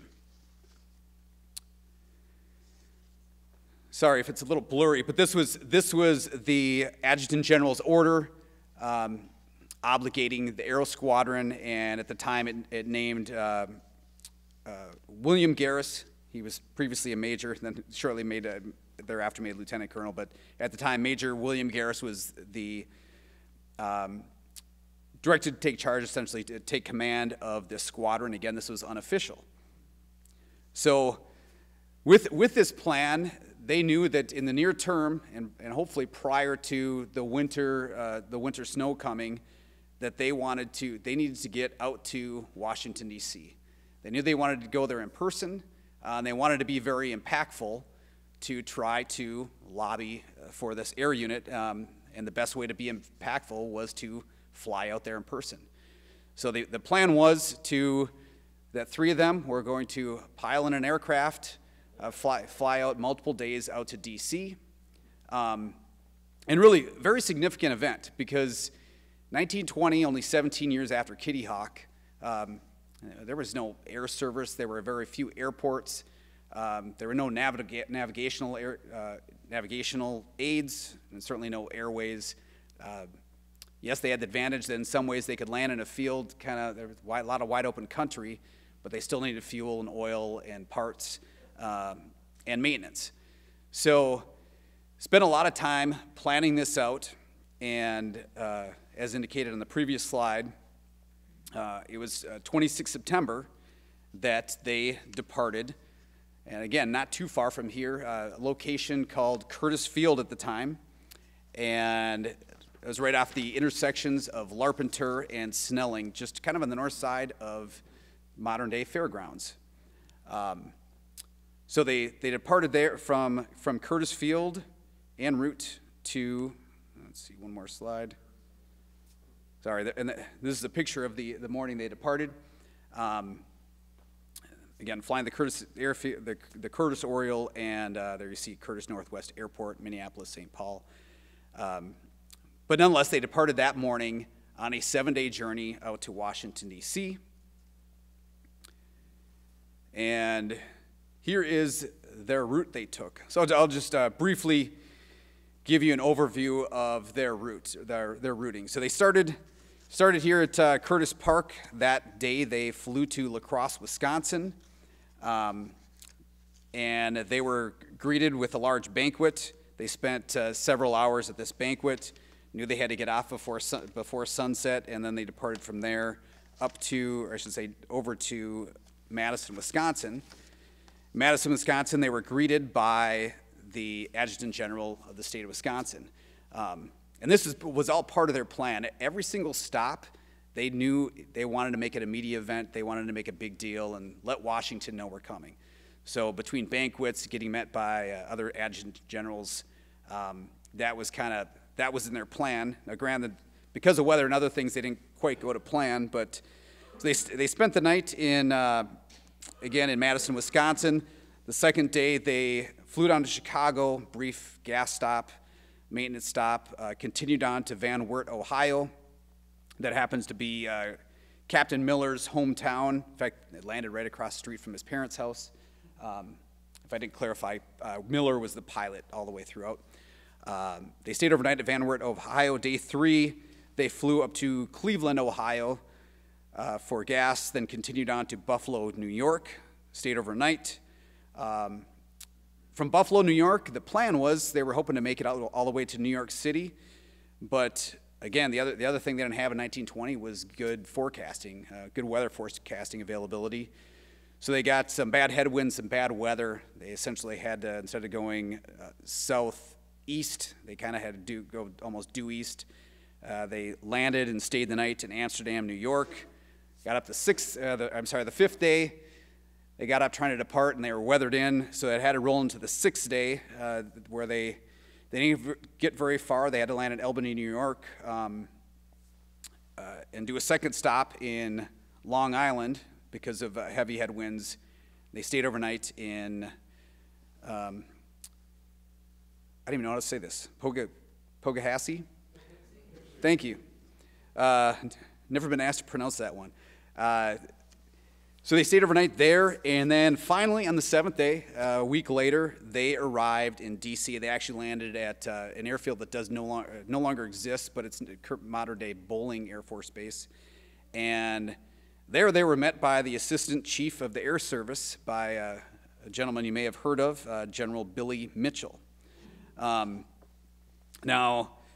Billy Mitchell was very impressed with them. He saw their grit and determination. And you know, he was a little bit of a unique individual himself, but I think he really was inspired by them and kind of became one of the key lobbyists for them. So again, this all happened in September, early October of 1920.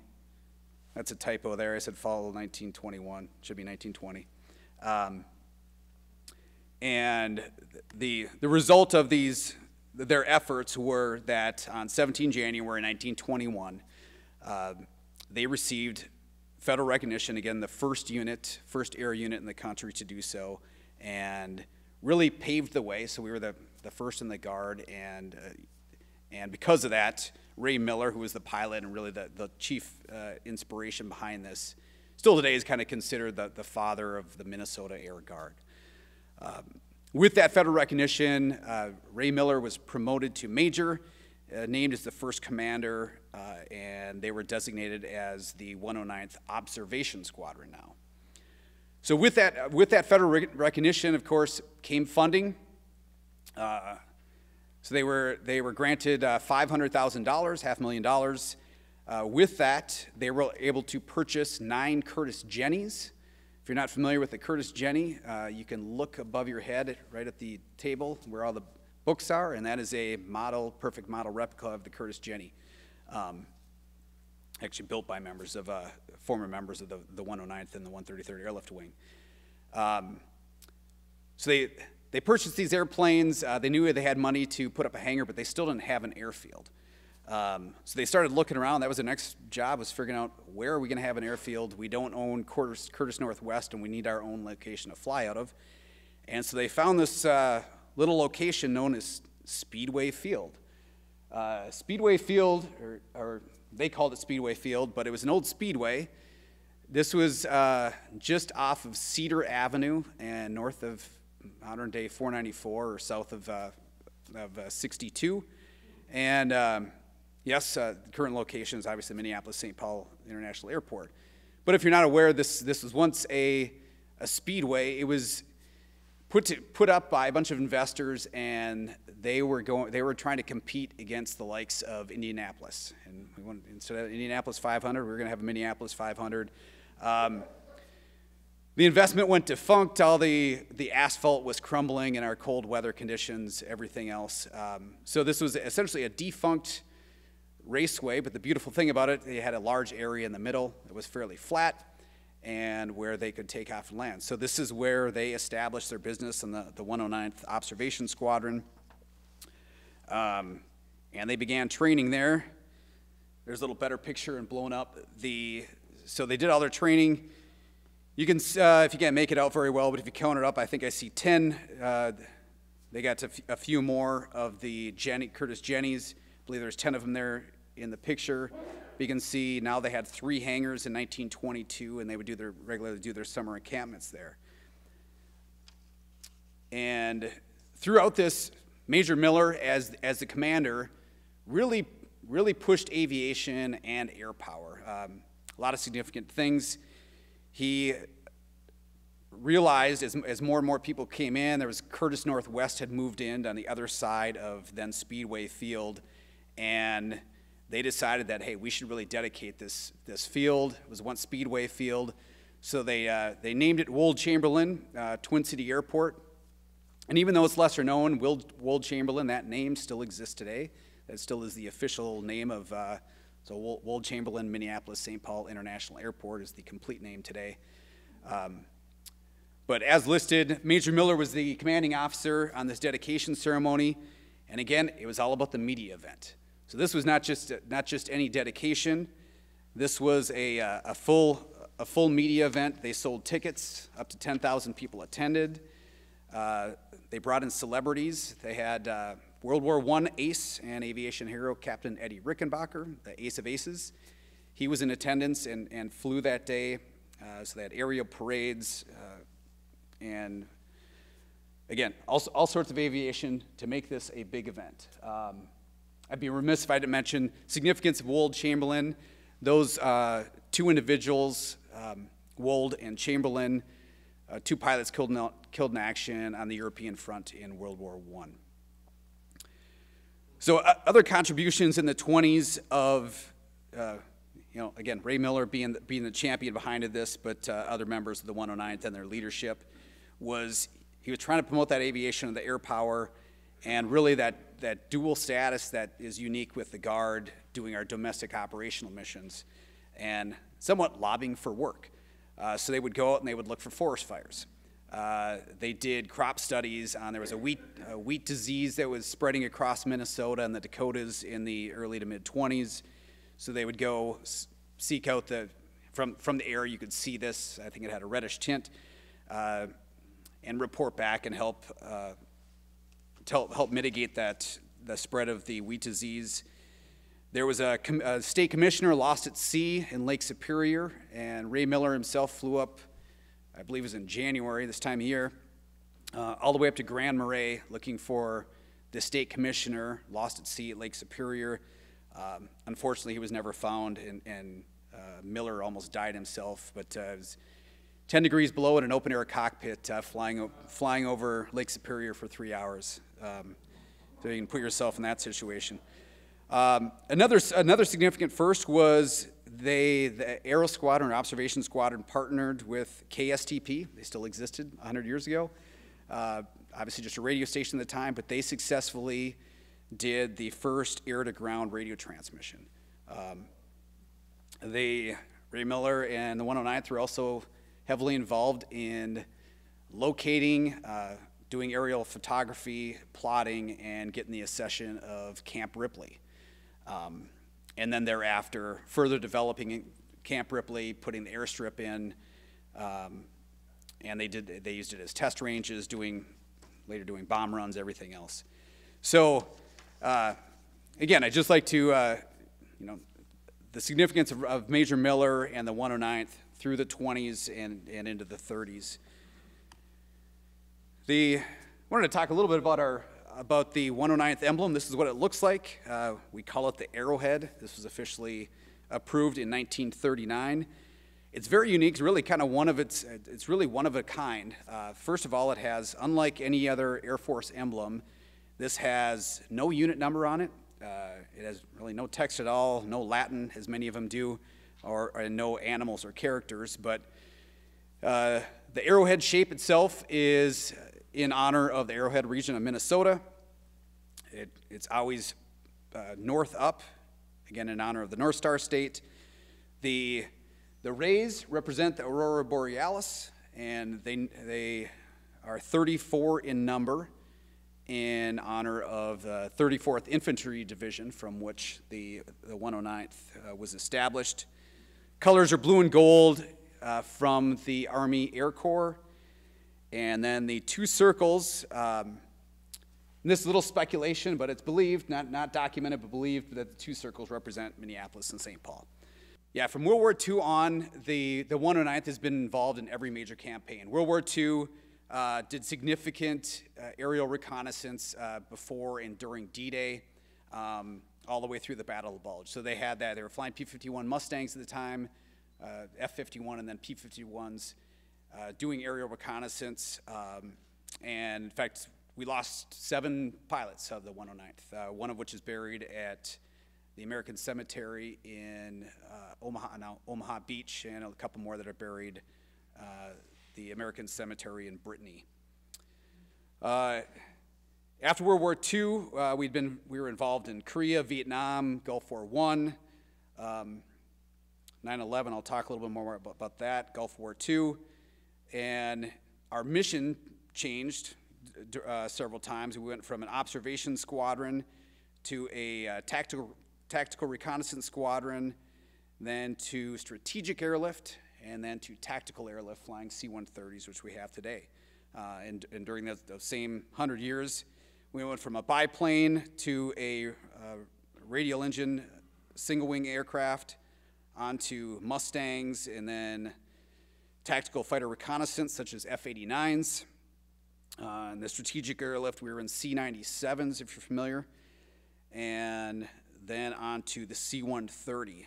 Another significance about the C-130 is next month we're going to celebrate 50 years flying the C-130, so that will encompass half of our time frame. So, yeah, a lot of significance going on over this next year.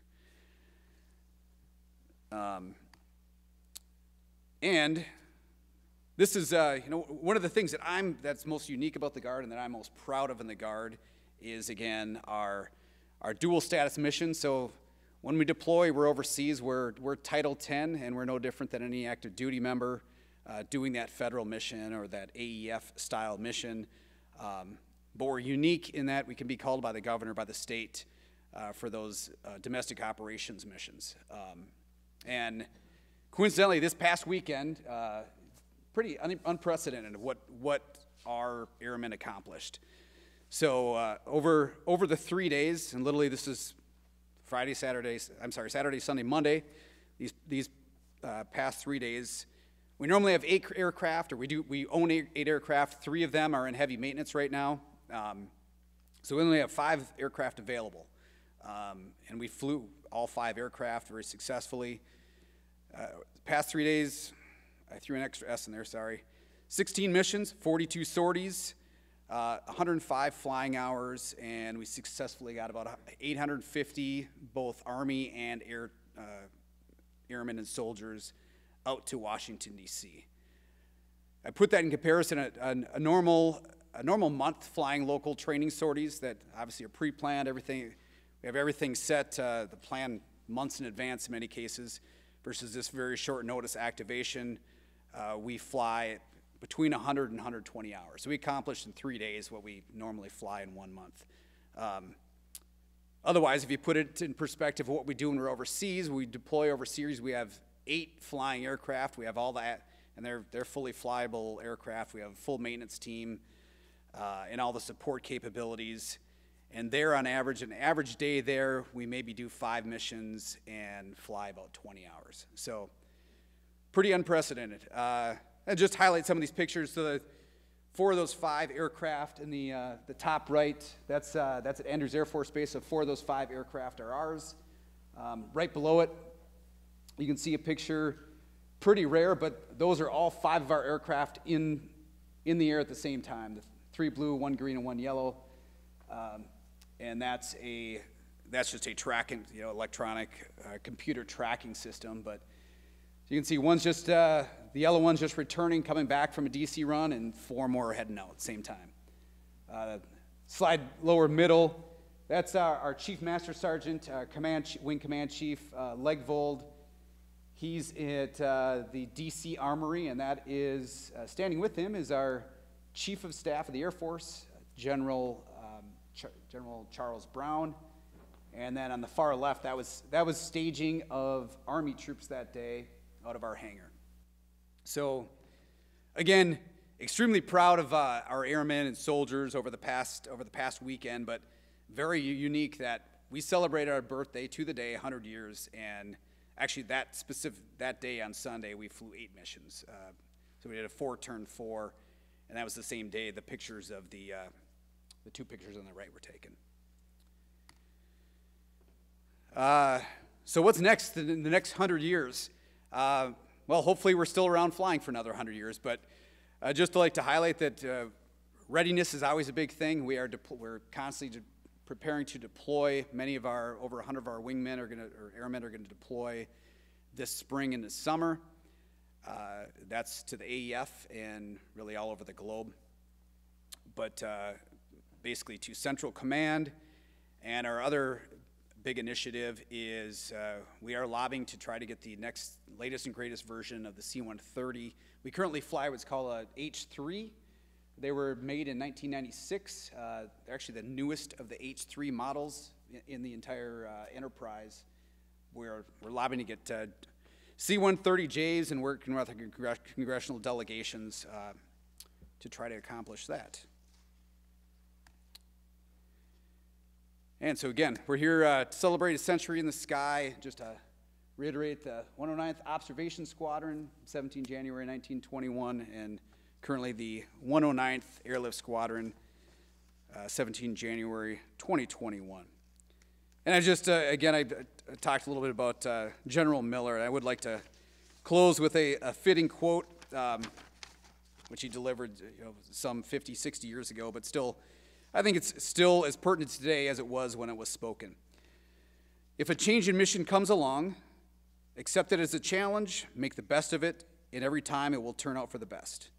Be the good soldier, obey your orders, know your job, speak well of the outfit, and think to the future, not of the past. Well, thank you for being here and for being a very special part of a meaningful day for the 109th Airlift Squadron, the 133rd Airlift Wing, the Minnesota Air National Guard, and the Greater Minnesota National Guard. Great Thank you. job. Yeah. Stay here. As you may notice, we normally meet the second Tuesday. One of the reasons we moved this meeting back to the third Tuesday was to accommodate this reunion and celebration of what you've done, what the 133rd has done here. Jamie, let me just ask one. There's always the competition when I was in the reserve components, the reserve versus the active component. And I have heard many times that the National Guard and also the Air Reserve here always score very, very highly in their readiness compared to the active component. Could you comment on that? Yeah, I would. I would say this as a former Airlift Squadron commander. I would put our crews, and it goes well beyond just the air crews, but our air crews, I would put our air crew against any active duty C-130 air crew any day. likewise, I would put our maintainers up against any active duty maintenance squadron or group any day. And I think a lot of it is, first of all, we have a tight-knit family. We have the longevity. We don't move people around as much. So people, even though they do it at part-time, if you have a career of 25 plus years, you get to know that aircraft. You get to know that system, which is a lot more challenging in the active duty. So, I think those couple things alone really make a difference. And yes, our unit is, as far as mission effectiveness, mission capability rates, in many cases we blow the active duty out of the water. So, I wanted you to say that because I'd heard it. Okay, let's go to some Q&A. Rob, you had mentioned about the atomic bomb being originally planned for Europe. You kind of mentioned it briefly. Did they have any targets in mind or locations to drop it? Or was that not even part of the ideas yet? Yeah, they had not gotten to that stage yet, but there had been very detailed discussions at the highest levels of both the American and the British Empire governments, namely between Churchill and FDR, about how that weapon was going to be used. And it was going to be used as part of the larger Germany first strategy, which was, of course, to defeat the most dangerous enemy first. That would have created some really interesting ethical and moral debates had one group of Europeans or people of European descent at that point dropped a weapon on another group of Europeans, a weapon of that kind.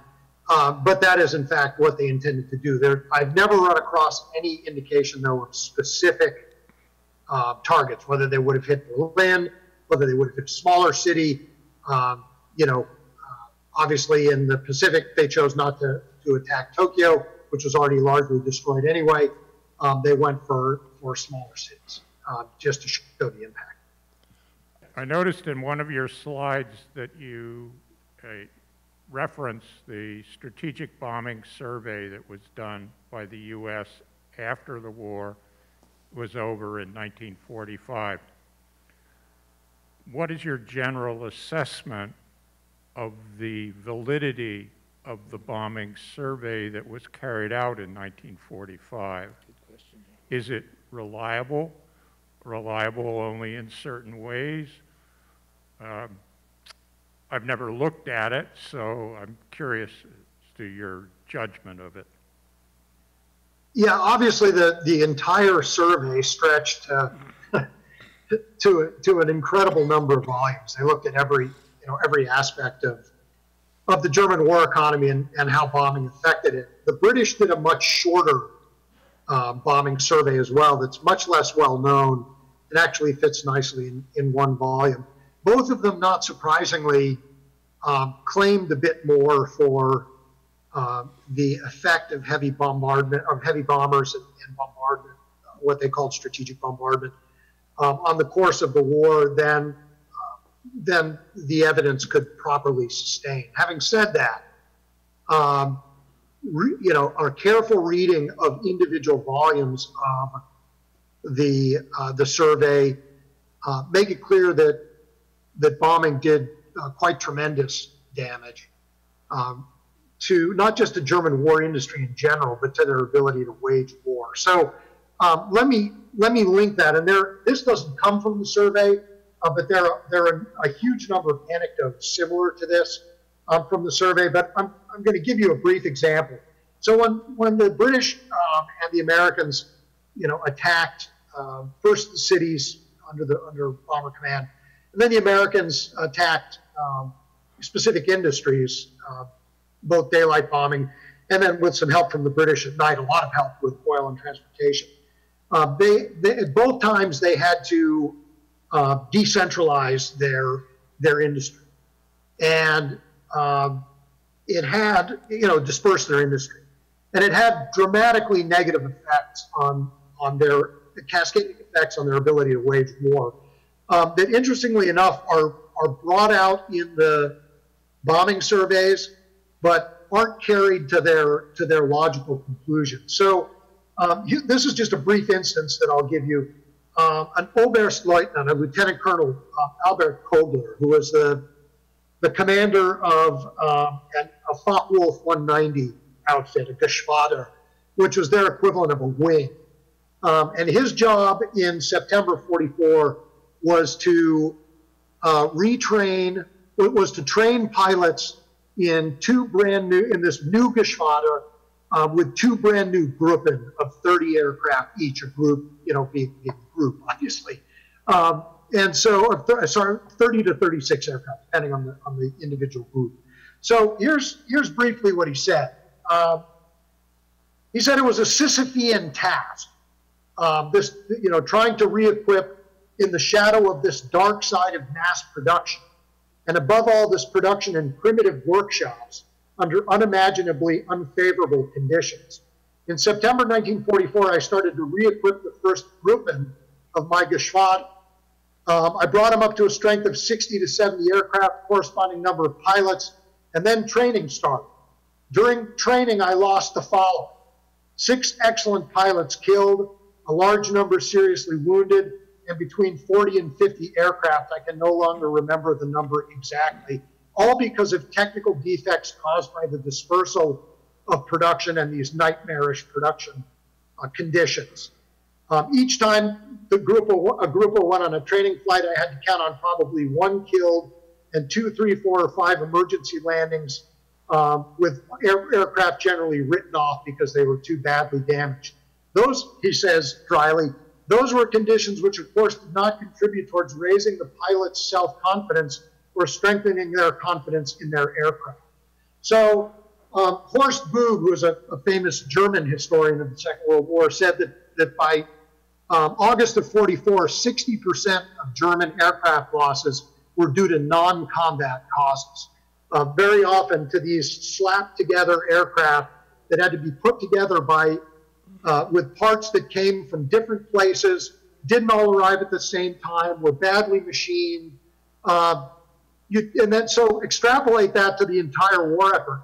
Artillery pieces, tanks, all the complex pieces of machinery, even down to machine guns, things that had to work when they had to work, and very often they didn't. So ironically, even though the USBUS, as it's called, U.S. Strategic Bombing Surveys, claim more for strategic bombing, as it was called, than I think you can claim, namely that it was a leading cause of Allied victory, or leading cause of Allied victory, leading cause of German defeat.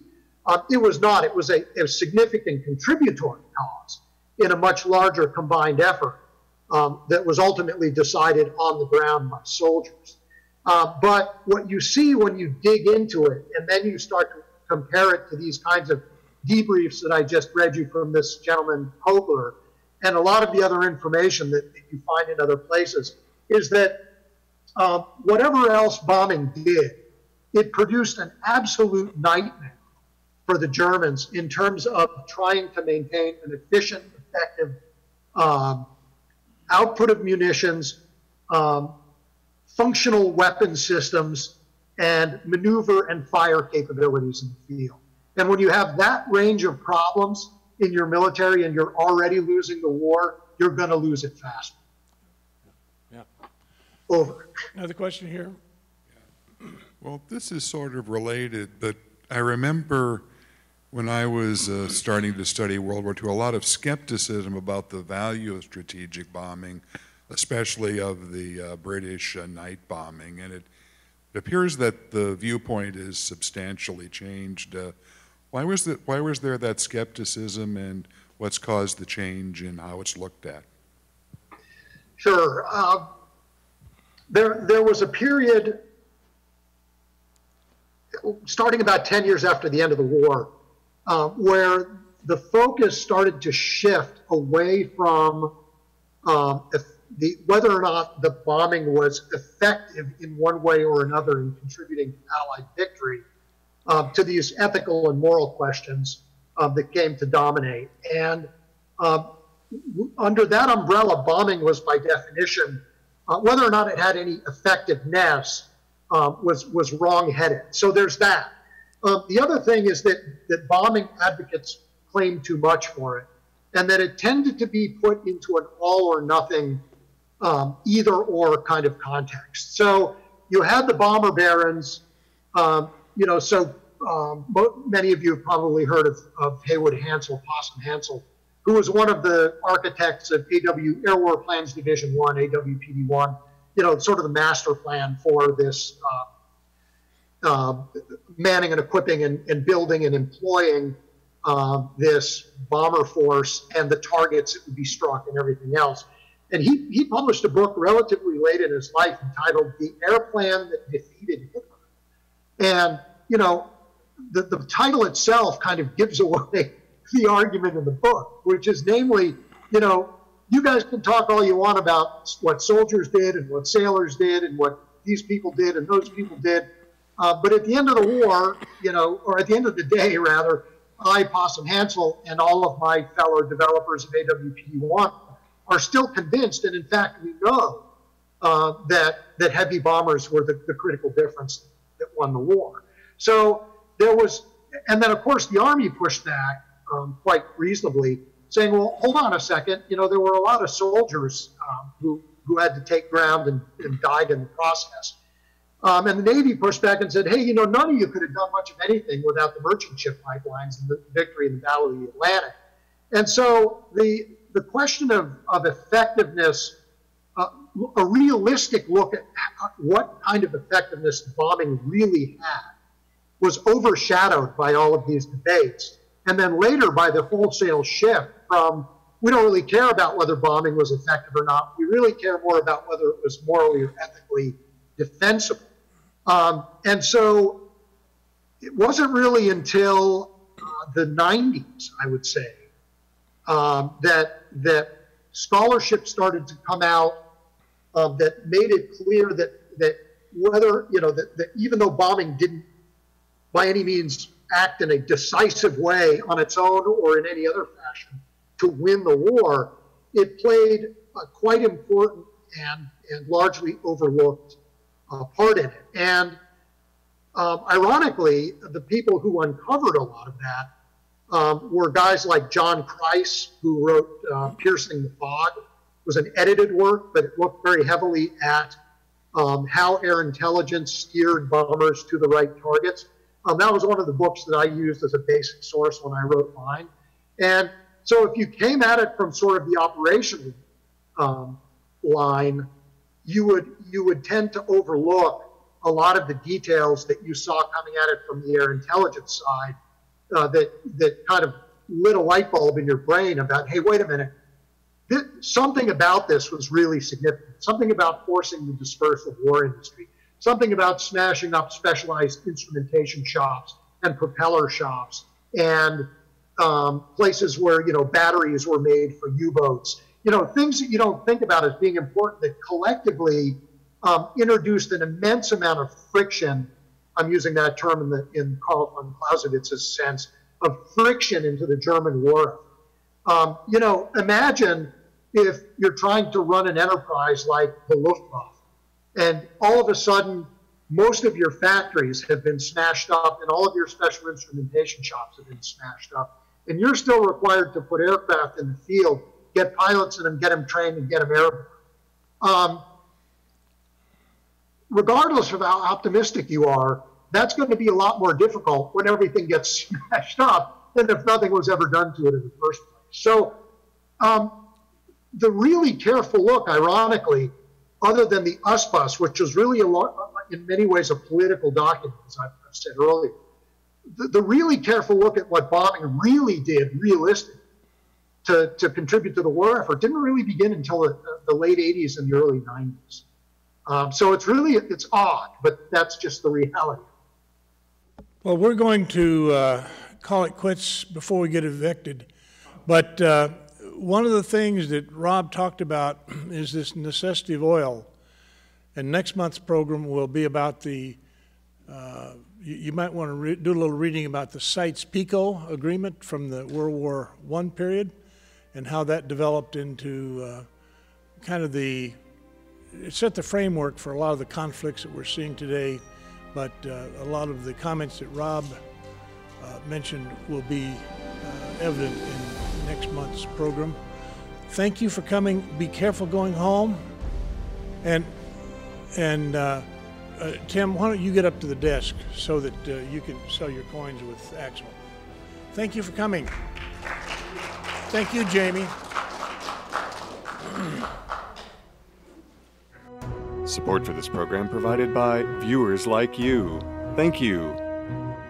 Additional support provided through the Catherine B. Anderson Fund of the St. Paul Foundation. Upcoming roundtable topics can be found at www.mn-ww2roundtable.org. Production services provided by Barrows Productions.